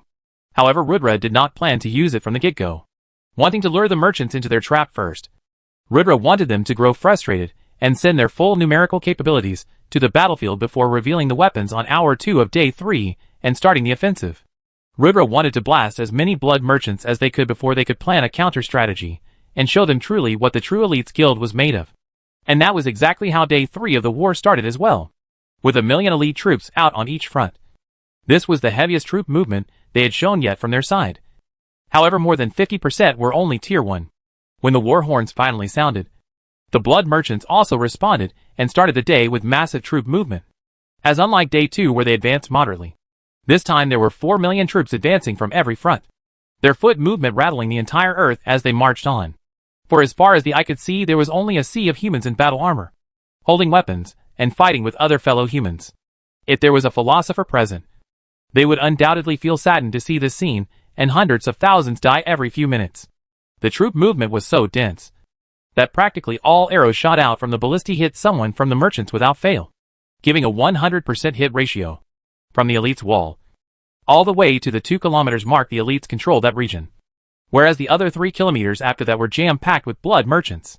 On Day 3, every single general was in combat action, as Scarface had finally lost his patience in trying to take down the wall, with both sides pursuing the same goal of annihilation of enemy forces. Only one could come out on top. The only question was who? War recap counter. Blood merchant deaths in this chapter, 300. 000. Elites death in this chapter, 100. 000. Total force strength left alive. Merchants, 22/30 million. Elites, 7/9.2 million. // guys, if you have not yet checked it out, please give my new book Rise of the Dragon Emperor a read. It has just completed a major arc, and the story is an absolute delight to read. I assure you. If you like this book, you will not feel disappointed in reading the other one at all. It is a fresh genre, and not like any cliché books you have ever read. It will freshen you up once you read it. So go try. // Chapter 619 shocked the world. Scarface was extremely frustrated when the report came in that the elites had somehow sealed the 2 holes in the western wall shut. How was it even possible to construct such a large section of wall in one night? He wondered as he crushed the report in his hand. Despite his anger and frustration, the reality remained that all their gains from day 2 were made pointless, with the wall standing tall once again. This packed a psychological impact that was felt not only by the leaders of the group, but even the most basic foot soldiers, as morale was low in the Blood Merchant camp after 2 days of war. The merchants had undoubtedly lost a lot more forces than the elites, and despite themselves being the superior force, there was no tangible progress in the war against the elites. Hence day 3 started with a frustrated note for the merchants, who now stepped out with the might of their full forces rather than sending smaller segments. For Scarface, day 3 was the limit of his patience. It was logistically impossible for him to partake in a long-drawn siege war against the hold-up elites, as one needed a city full of supplies to feed a 25 million strong army. Although the army could move through Aquaho's kingdom unperturbed, if it wished to set up an actual food chain and control mechanism for importing food from friendly nations, the forces that Scarface would finally have left for war would not even be a full 5 million. Hence a drawn-out war was catastrophic for the merchants. Much more so than for the elites, and also the reason behind why day 3 was the boiling point for the group. Up till now the elites had unexpectedly put up a strong resistance by shocking them time and time again. Otherwise, there was no fundamental strategy error committed by the Blood Merchants. Their losses, undoubtedly heavy, were the lowest that they could have got out of the situation, as while Rudra could think of 100 worse decisions made, he could only think of one better. All this culminated in day 3 of war starting, as it was a literal, jam-packed sea of humans crashing into another sea of humans. The battlefield was literally not big enough anymore to hold any more soldiers, as there was a greater chance to die by stampede than being actually stabbed to death by an enemy. The human tide technique had the highest chances of success to topple the wall, as slowly but definitely 4 million soldiers were anyhow going to force 1 million to press back and retreat. The only way out for the elites after being pressed too hard was to die from the front line to the last after they had no more room to maneuver, or open their own wall gates to rush to safety, at which point the Tier 4 generals would make sure that the once open gate does not close back down again. This was the only way day 3 was supposed to go, and Father Hour 1 of fighting it seemed like that would be the eventual outcome of the fight anyways, as the elites had lost nearly 100 meters in ground in just 1 hour, while the losses on the side of the merchants were 3 times higher. They had more to lose too, and the war seemed like a sealed deal. The world watched the situation develop, and the poll that had predicted an elite victory at 3% now showed it at a pitifully low 1%, and that 1% was only from fanatics living in Country J that refused to accept that the elites could fall. Any logical man would conclude that the elites had no chance of winning, and this point in the fight felt like they hit a rock bottom. However, they were wrong. They were all wrong. The entire world was wrong. The elites had not hit their rock bottom. They had just hit their bottom line where they snapped the moment Rudra released the green flare towards the sky, and it exploded with a loud bang a kilometer high in the air. All 4 battlefronts knew that it was finally time. They had been oppressed enough, and now was the time to fight back. Now was the time to show the world what the elites were truly capable of. Rudra's POV. Fighting against the densely packed and well-trained Blood Merchant army, Rudra felt intimidation for the first time in his entire life. The enemy's strength was so high, a single slash cut 2 opponents at once, whereas there was simply no room for him to run wild. It was a wall of humans, and the wall was at the density where cutting down one made no sense at all. The fight was a field day for AoE-type attacks, as every attack caused maximum casualties up to their potential limit, as their deployment was in the densest possible human concentration. However, the AoE spells, and the bombs and other petty tricks were all just a bait to get the enemy comfortable before the real slaughter began. For 1 entire hour, Rudra let the enemy advance and get into formation. He allowed them to press his troops, and he gave them their well-deserved ground, as he made the elites fall back. However, just when the Blood Merchant troops felt comfortable in their new roles, their new surroundings, and the mob that they were a part of, Rudra decided to bring out the big guns, the greatest weapon of the elites in this war, and something that could neutralize the enemy numbers. Rudra ordered to bring out the handheld pulse cannons. The front lines, consisting of the Tier 3 troops, instantly parted to open up a clear view of enemy forces, as 200,000 Tier 1 troops pointed their handheld pulse cannons towards the enemies and opened fired. Pew! Pew! Pew pew. Pew! Pew! Blue color pulse beam shot out of the ancient weapon, and burnt a hole through one, or maybe two Tier 2 blood merchant soldiers at once. However, just as round 1 was over, killing nearly 300,000 troops, there was round 2 of firing, killing 220,000 more. In just 5 seconds, over 520,000 soldiers were dead, as a visible 200-meter vacuum was created in the battlefield, as the front lines had completely crumpled. What followed was a strong sense of fear gripping the blood merchant forces, as they scrambled to flee the battlefield in absolute horror, as the Tier 1 elite soldiers advanced and took control of the battlefield. A single handheld pulse cannon had 5 charges to shoot inside it with a full fuel battery. The strength of a single shot was equal to a peak Tier 3 attack, and while it could not kill Tier 3 or Tier 4 soldiers in one shot, it was definitely powerful enough to cause injury. Capable of one-shotting Tier 1 and 2 soldiers, however, it was extremely effective in cutting down enemy force numbers. Hence, when the first 2 rounds of shots cut down nearly 520,000 soldiers, and that to just on the northern battlefront, the tide of the war had changed completely. The blood merchant forces, controlled by their own fear, broke ranks and ran in a haphazard manner to save their own lives, starting a deadly stampede of utter chaos. Rudra was relentless in his pursuit of their lives, as he urged the Tier 1 forces holding the cannons to push as far as they could and finish all the shots they had inside their cannon core. Shot 3, 4, 5 were shot at the convenience of individual soldiers. However, everyone completed their 3 shots in the next 20 minutes, as only on the northern battlefield. The enemy casualty totaled a whopping 1.12 million lives. The world news, people lived commenting and analyzing the war, were shock silent, as the world firsthand witnessed the power of what seemed like semi-modern weapons that could be mass-produced. It was like witnessing the birth of machine guns or airplane bombs, as the world understood the importance of this technology, and that with it being in the hands of the true elites guild, they were bound to be sovereign overlords of all the guilds in northern continent. In just 20 minutes, across all 4 battlefronts, a total of 4.4 million soldiers had died, and a total of 240,000 were crushed due to stampede and chaos. By the time the elites used up all their shots in their pulse cannons, the entire battlefield was a different place, as the momentum of the war had shifted completely. The analyzers silent, the haters of the elites silent, and the pro players, who understood what it meant for such weapons to exist, also silent.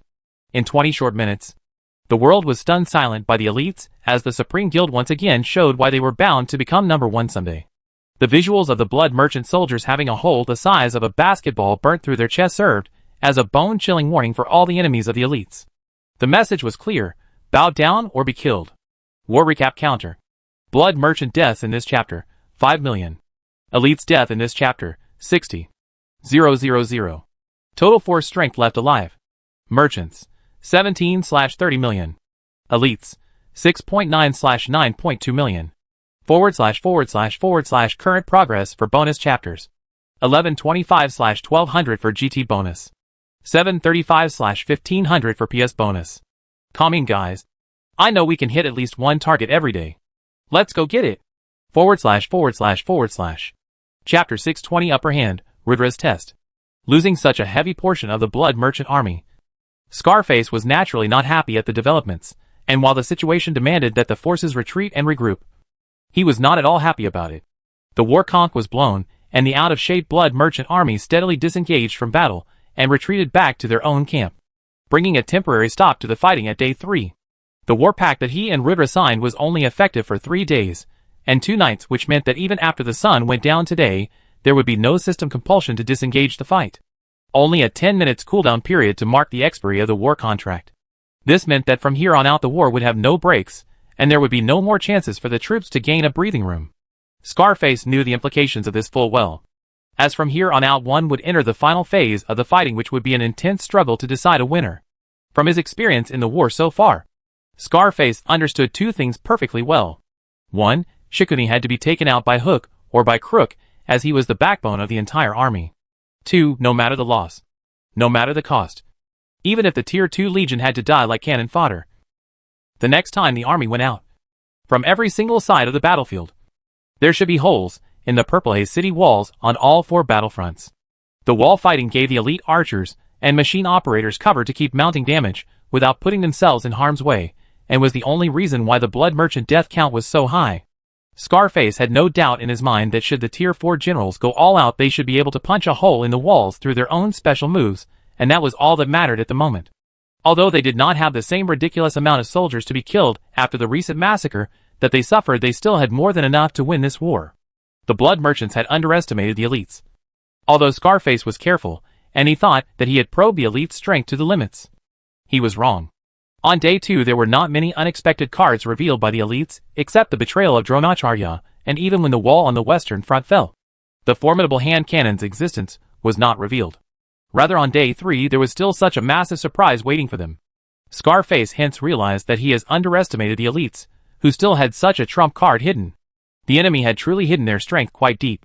It was a tactical blunder, as the formation in which the blood merchant army was marching, and the timing which the enemy chose to attack everything was perfectly designed to work against the merchants, as they walked right into the trap Shikuni set for them.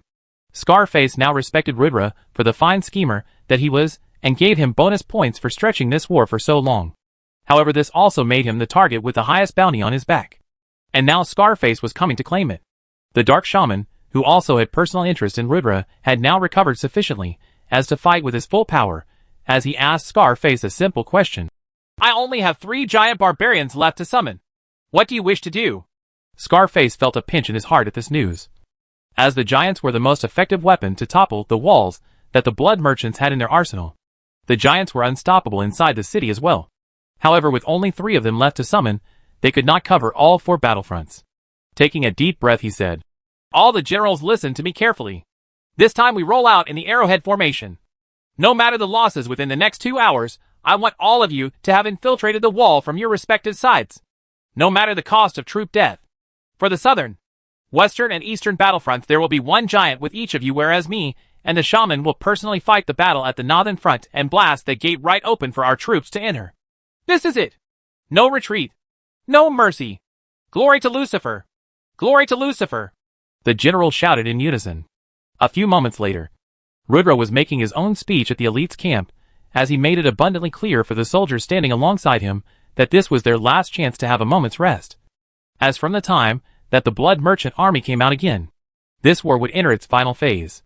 As far as Rudra was concerned, Phase 1 was now complete, and everything from here on out was a bonus, as the intended effect of shrinking the enemy army size had already been achieved. Now if the elites could somehow manage to hold onto the wall until nightfall, it could be said that the odds would completely tilt in their favor. The elites enjoyed 1 hour of rest, after which enemy movement was spotted, as the blood merchant army reorganized themselves into a new attacking formation.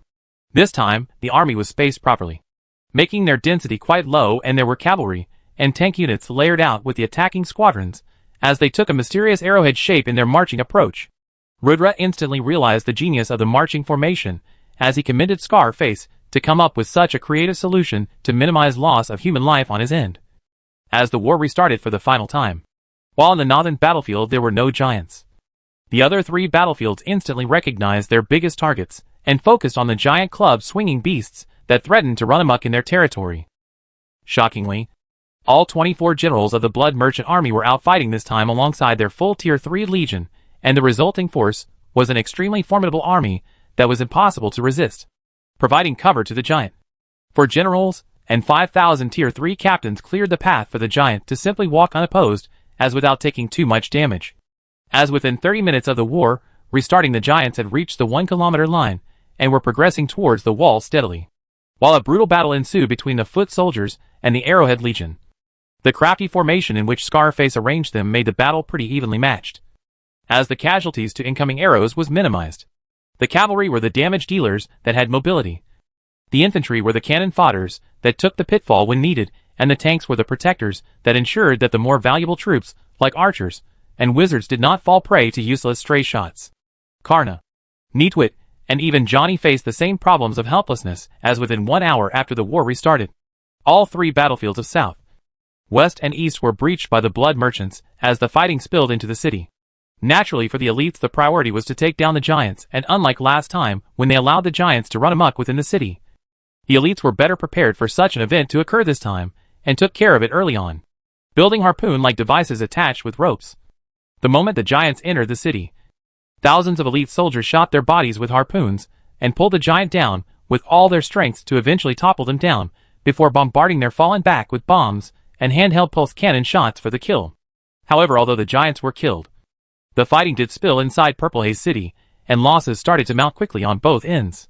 Rudra had only given one command to the elders before the war, and that was to minimize NPC deaths until day 3 was over, and hence every high-risk role was assigned to the players, who had the highest death toll amongst everyone. Meanwhile, on the northern battlefield, Rudra watched 3 flares being shot up in quick succession not 1 hour after the war restarted, as he felt worried as to why all 3 battlefronts saw their walls fall in such a quick succession. However, before he could worry about the why, 2 distinguished gentlemen slaughtered an army of Tier 3 elites, like cutting paper, as they made their way towards Rudra's location. Out of the 2, Rudra naturally recognized Scarface, as he had already seen him multiple times in his past life as well as while signing the war contract. However, the person with the human skeleton head necklace and black fur coat was someone he had never seen in his life. Rudra activated the eyes of truth and understood the potential of both of these men.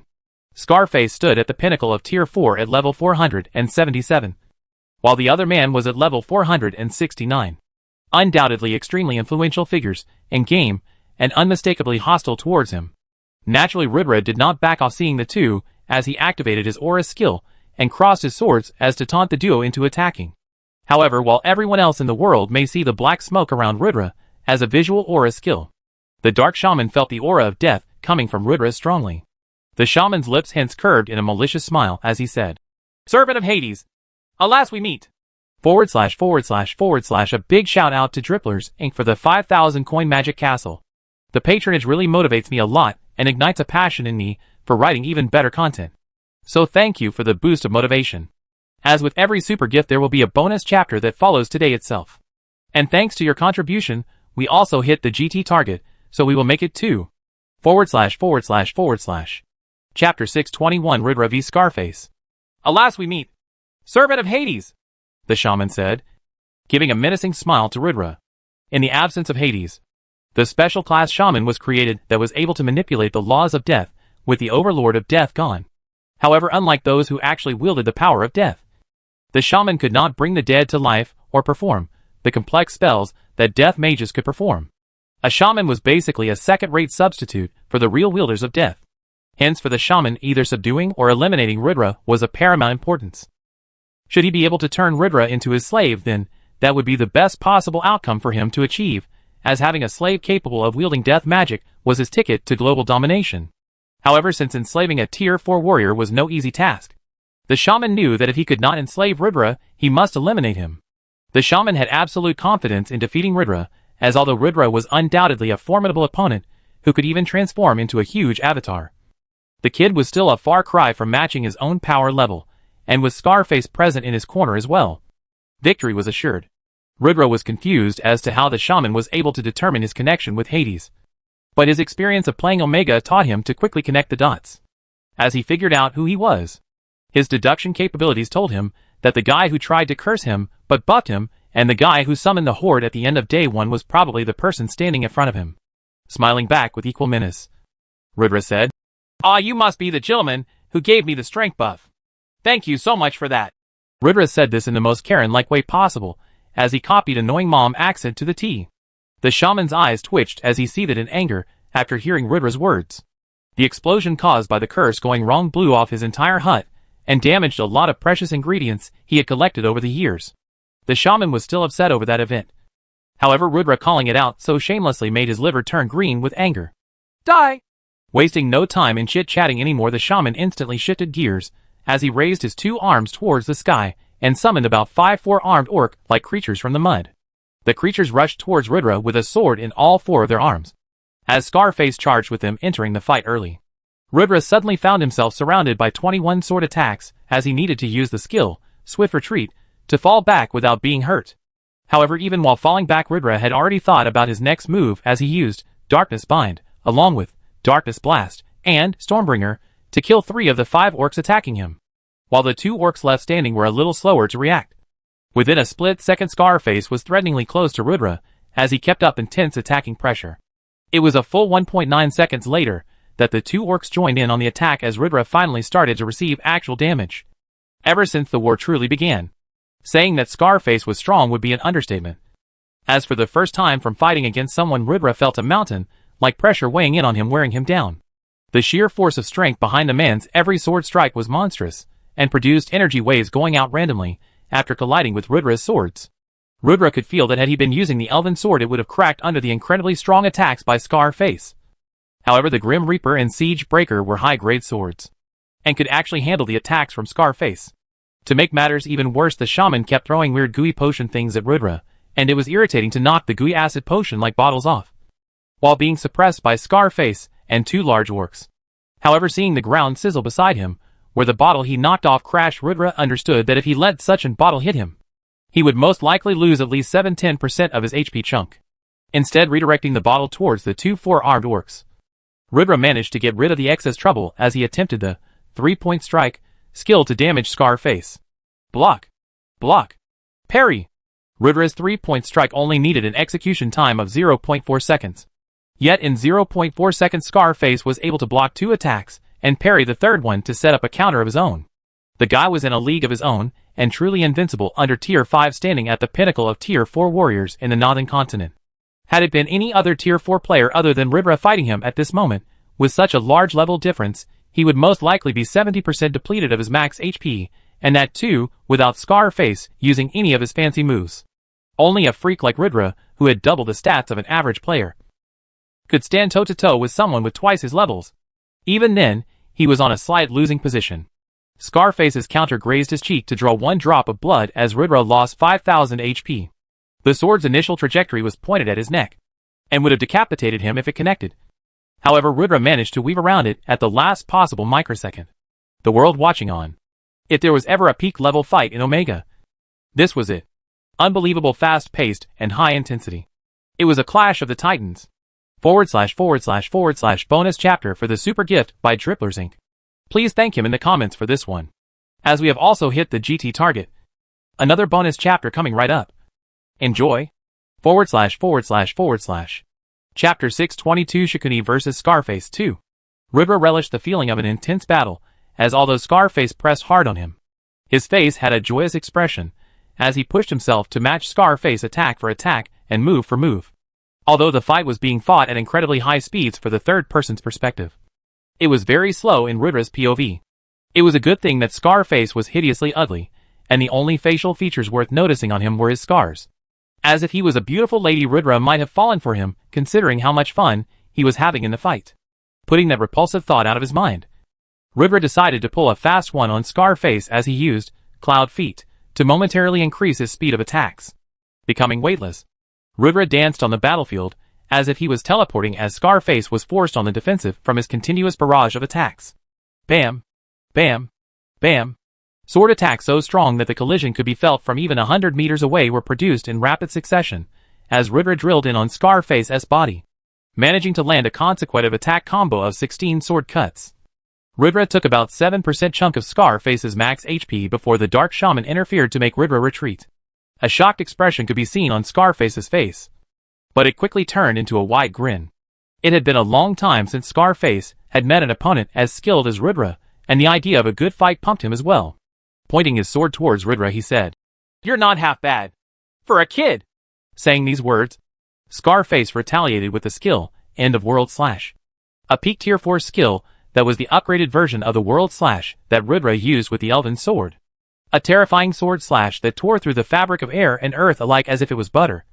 The move collided with Rudra head on as although Rudra crossed his swords to block its hit, he was instantly sent flying at impact as he crashed into the Purple Haze City wall behind him.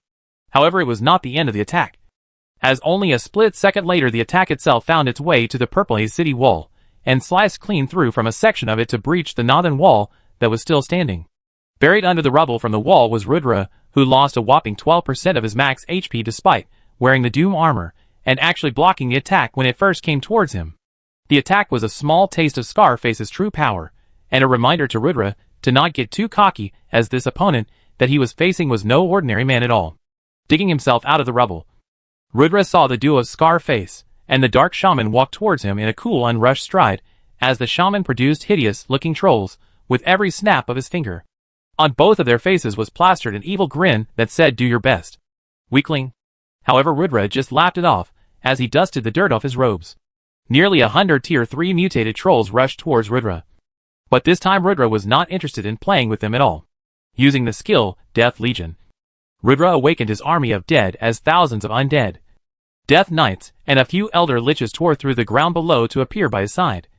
As with a slight nod of his head, he directed them to kill the trolls charging towards him, changing the entire scenario in just 1 second.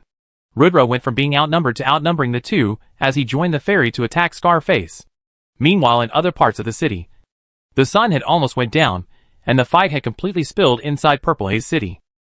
The final elite troops that were fighting outside the walls had now retreated behind the city lines, as the walls on the southern, eastern and western fronts were completely compromised. The fighting inside the city favored the elites highly, as the dragon-head flamethrowers and already well-mounted defenses made it extremely difficult for the enemy to advance through a single street. Nonetheless, with Tier 3 troops within their ranks and Tier 4 generals running amok, the elite encampment was indeed broken, and little by little the elites were forced to back off 1 block at a time. Although at this point in the war, the elites still looked weaker than the merchants with a chance to respawn and the defenders' advantage, it could be said that the elites had even the odds for a victory. Even now the enemy had a superior quality of force, and even after the respawn, they would most likely outnumber the elite troops. Rudra's ingenious strategy and the Lifestyle Guild pulling off a miracle had given the elites a fair chance to clinch victory. Meanwhile, Max was glued to the TV from dawn to dusk as he intently watched the developments of the war and rooted for his brother, being extremely interested in Omega and the fighting. It was Max's dream to grow up and become like Rudra. Although he was no war genius like Rudra, Max did pause the video and take screenshots of what the battlefield looked like and tried to understand what strategy was useful and why. While he was scared whenever Scarface's hideous appearance popped up on screen, he would still glare at him furiously, albeit with tears in his eyes, as he would tell him that he was a dummy, as if he could actually hear him. Cultivating an interest in becoming a commander early on, little Max finally started to grow up. / bonus chapter for hitting the GT target. Good job everyone. Apologies for it being late. I lost the initial draft that I had written for the chapter and had to redo it entirely. / Chapter 623 Rudra vs Scarface 3. Is he a necromancer? Thought billions of citizens watching worldwide as they saw Rudra summon the dead. In Omega, it was public knowledge that only the Dark Faction class necromancer could summon and control undead, whereas there was no such ability within the Light Faction classes. In theory, the Dark Faction players had better class abilities than Light Faction players, but they were ostracized by society and lived a dog-eat-dog life. Overall, the gaming experience of the Dark Faction was more geared towards loneliness and solo leveling, whereas the Light Faction gaming experience was a life of friendship and adventure. Hence why Rudra summoning the undead looked unfair at many levels. The strength that the Dark Faction players had gained through solitude was the only thing that justified their path filled with loneliness. At first, the netizens thought that Rudra must be using some sort of artifact to summon the undead. However, looking at the strength and capabilities of the undead, especially the liches that could summon even more undead, their conceived notions were broken. The entire event was so bizarre that nobody could come up with even a half-decent conspiracy theory as to why Rudra could do what he did. However, since he was the highest-ranking Light Faction player of all time, the support for him gaining this powers was also high. Shikuni is the GOAT. He can even summon undead better than Nero. Shikuni the Necromancer. Is there anything this guy can't do? His undead can summon undead. He is like the Lord of Death himself. So cool. Big brother Shikuni, may I please warm your bed? If Shikuni Appa needs a massage, he can get a special one for free in my department store. The entire forums were in chaos over Rudra's capabilities, but the man himself was laser focused on his fight. The Northern Battlefront. Only about 7 minutes of sunlight was left for the day, and the fighting was reaching its climax, since there would be no system obligation to retreat to the camps once the day ends anymore. The Blood Merchant troops were trying one last push to gain as much ground as they could before the short 10 minutes break, while the elites were holding onto the lines with their dear lives.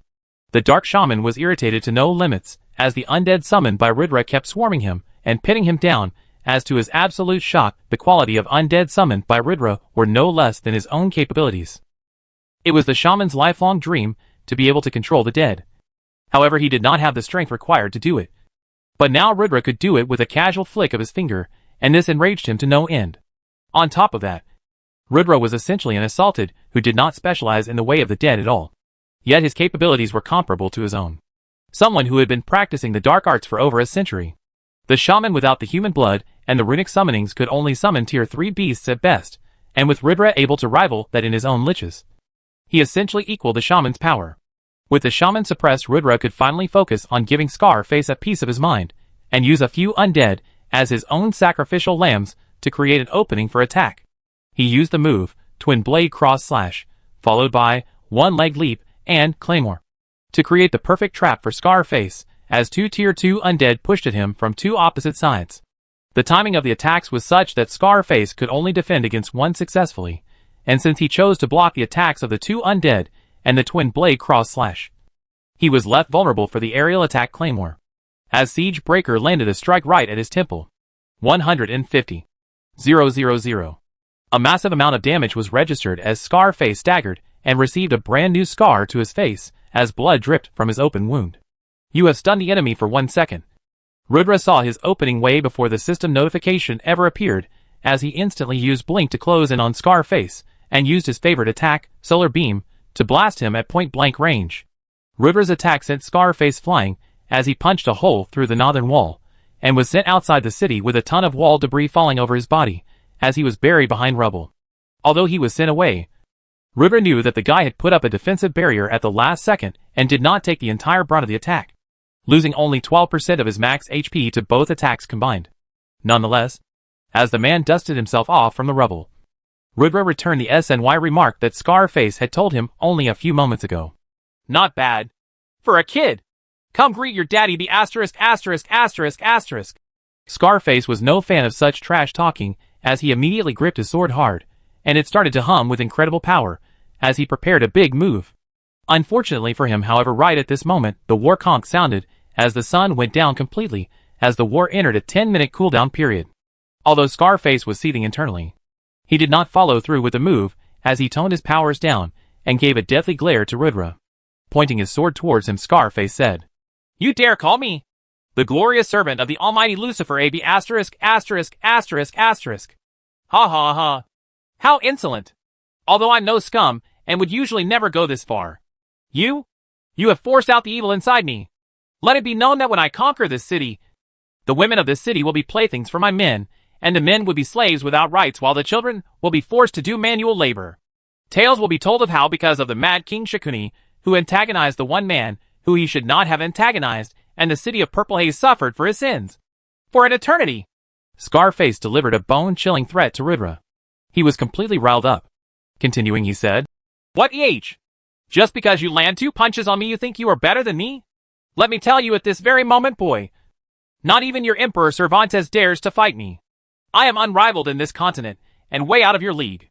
When this stupid war contract expires, which it will in a few short minutes, then you will see the true might of this warrior, who has killed more men than the breaths you have taken since birth.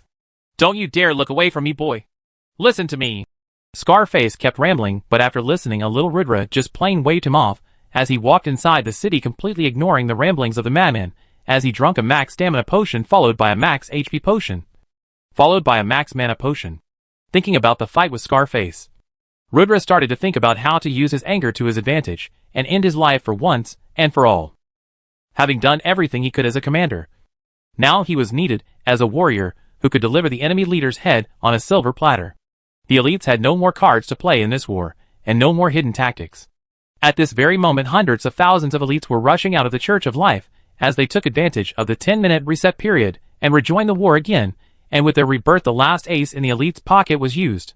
With a total of 1.5 million troops respawning after being killed in the war, in the last 2 days, the elites boasted a final army strength of 7.5 million troops against an 13 million strong blood merchants. Through sheer will and hard work in the last 3 days, the elites had managed to bring down the huge disparity of being outnumbered 3:1 to being outnumbered only 1.7:1. It was a monumental achievement to bring down the enemy numbers advantage to less than 2:1, as now, alongside having a defender's advantage, the odds of an elite victory could be said to be at 50-50. With 13 sectors and an inner city to fall back to, it was clear that once the war restarted, the final push would begin. The moment the war contract expired, mayhem and carnage could be witnessed on all ends of Purple Haze City, as the last and final phase of the war began, with the elites now being in the endgame. War recap counter. Blood merchant deaths in this chapter, 200. 000. Elites death in this chapter, 1.4 million. Total force strength left alive. Merchants, 13/30 million. Elites, 7.5/9.2 million. / we enter the final phase of the war. A boost in GT and PS would really be appreciated at this point of time. / Chapter 624 Backfoot. Scarface SPOV. When Shikuni no longer paid him any attention, Scarface felt the veins of his forehead popping. If he were to be completely honest with himself, Shikuni had completely surprised him.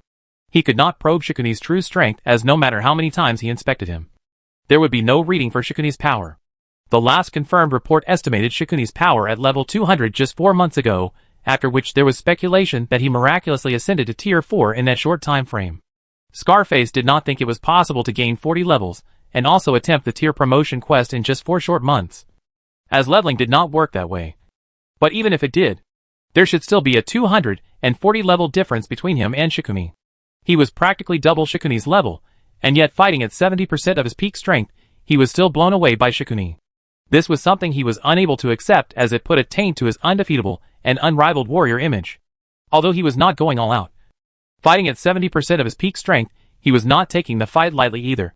But incredibly, Shikuni could still match him step for step despite the incredible level difference. How is this possible?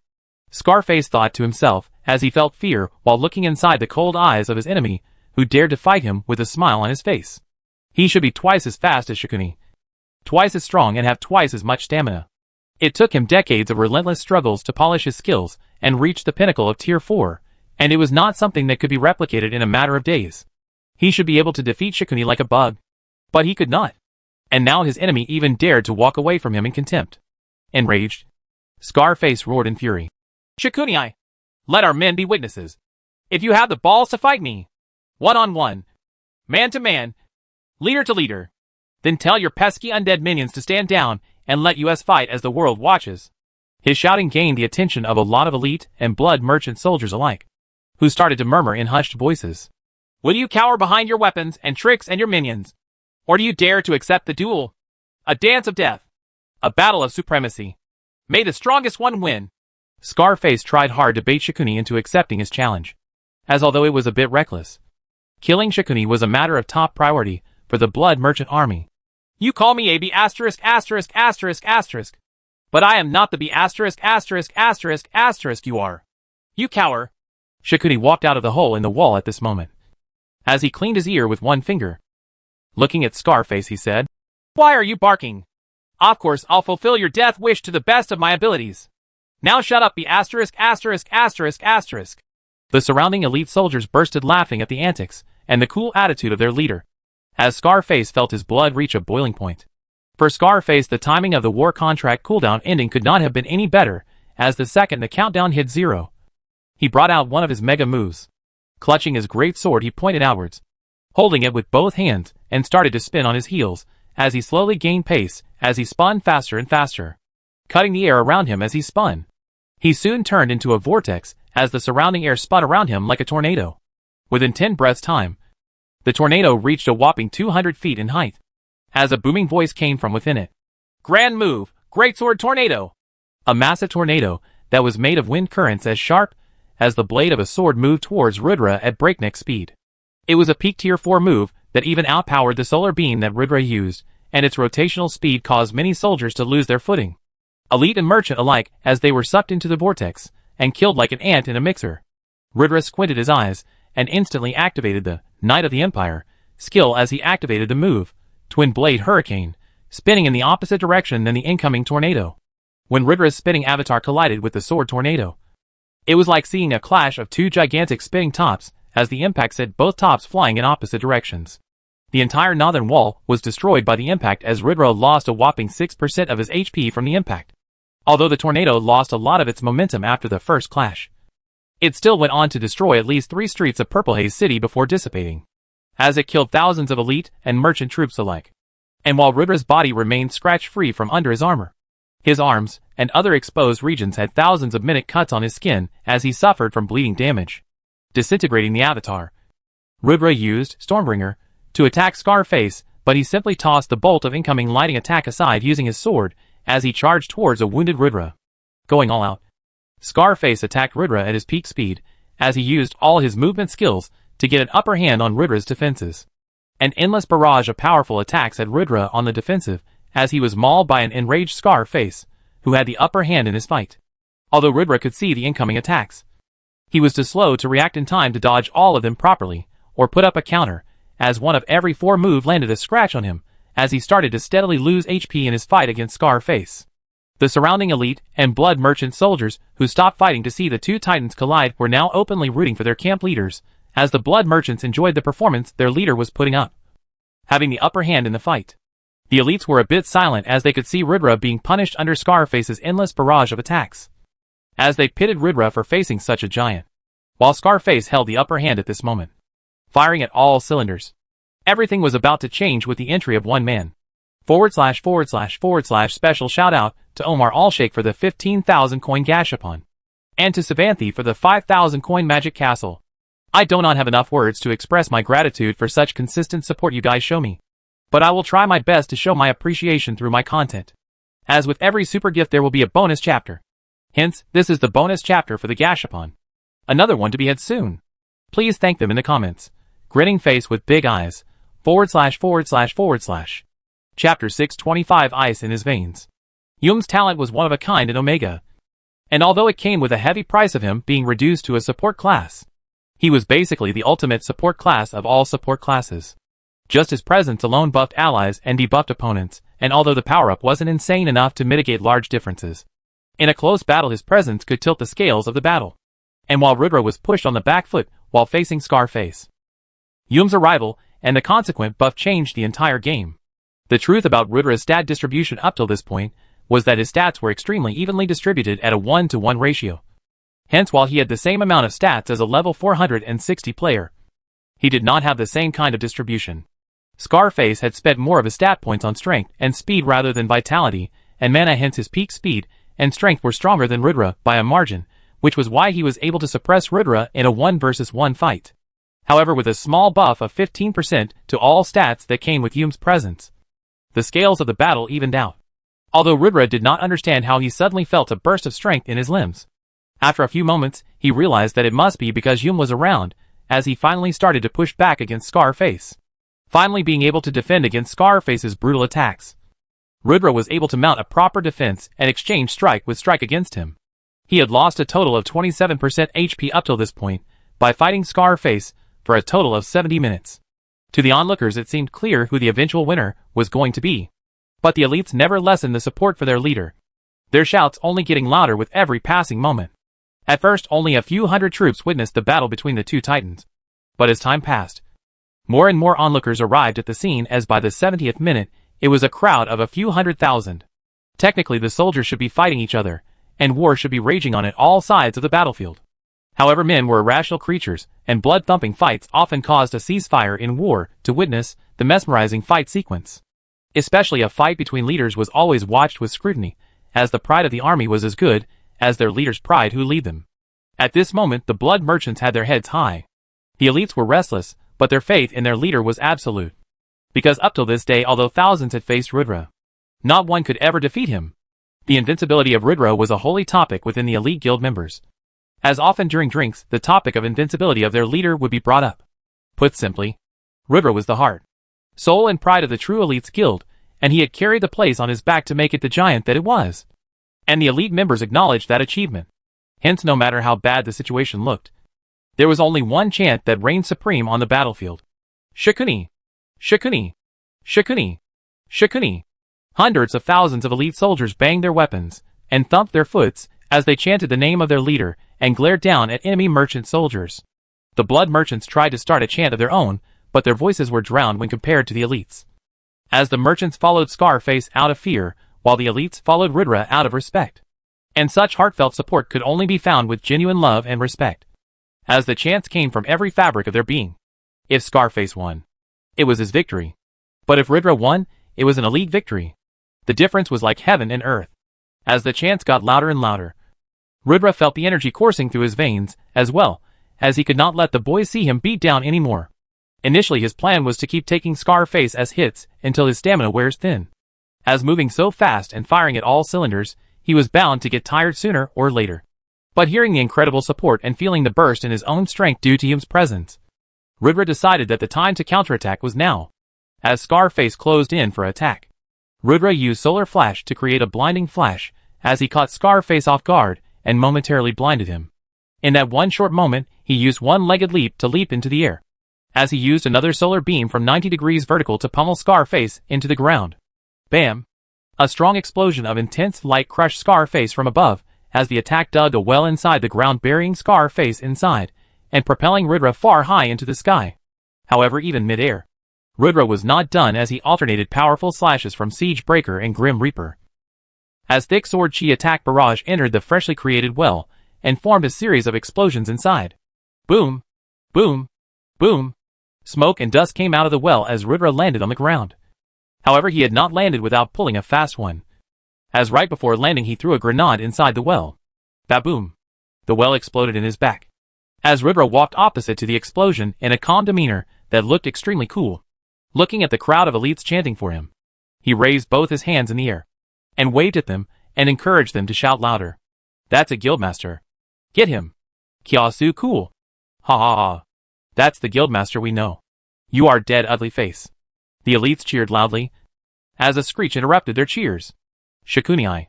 Scarface was enraged, as he came bursting out of the well, with a new scar across his nose. Just when I thought you could not get any uglier. You proved me wrong. Rudra joked as he crossed swords with Scarface one more time, his remarks making Scarface green with rage. He could not understand how a nobody and a weakling like Shikuni could stand toe-to-toe with him despite their vast level difference, and that proved to be a fatal mistake. In trying too hard to assert his dominance over the other, he messed up his battle plan and fell into Shikuni's trap. The moment that Shikuni realized that Scarface had too much pride as a warrior that could be wounded to rattle him, he did his best to make his big moves look easy and humiliate his opponent. The reality of the situation was that he only had one peak tier 4 skill, which was the solar beam. Yet both of his uses of the move were spot on to force Scarface into humiliating positions. Although he failed to kill him using them, he did manage to rattle him, which was his plan from the start, as now he could exploit every mistake his opponent made until he wore him down. It was the mastermind at work, and Scarface was the latest victim. / bonus chapter for the super gift by Savanthi. Please thank him in the comments for this one. Also, congratulations to us for hitting the GT target. So another bonus will be delivered today itself. Good job everyone. /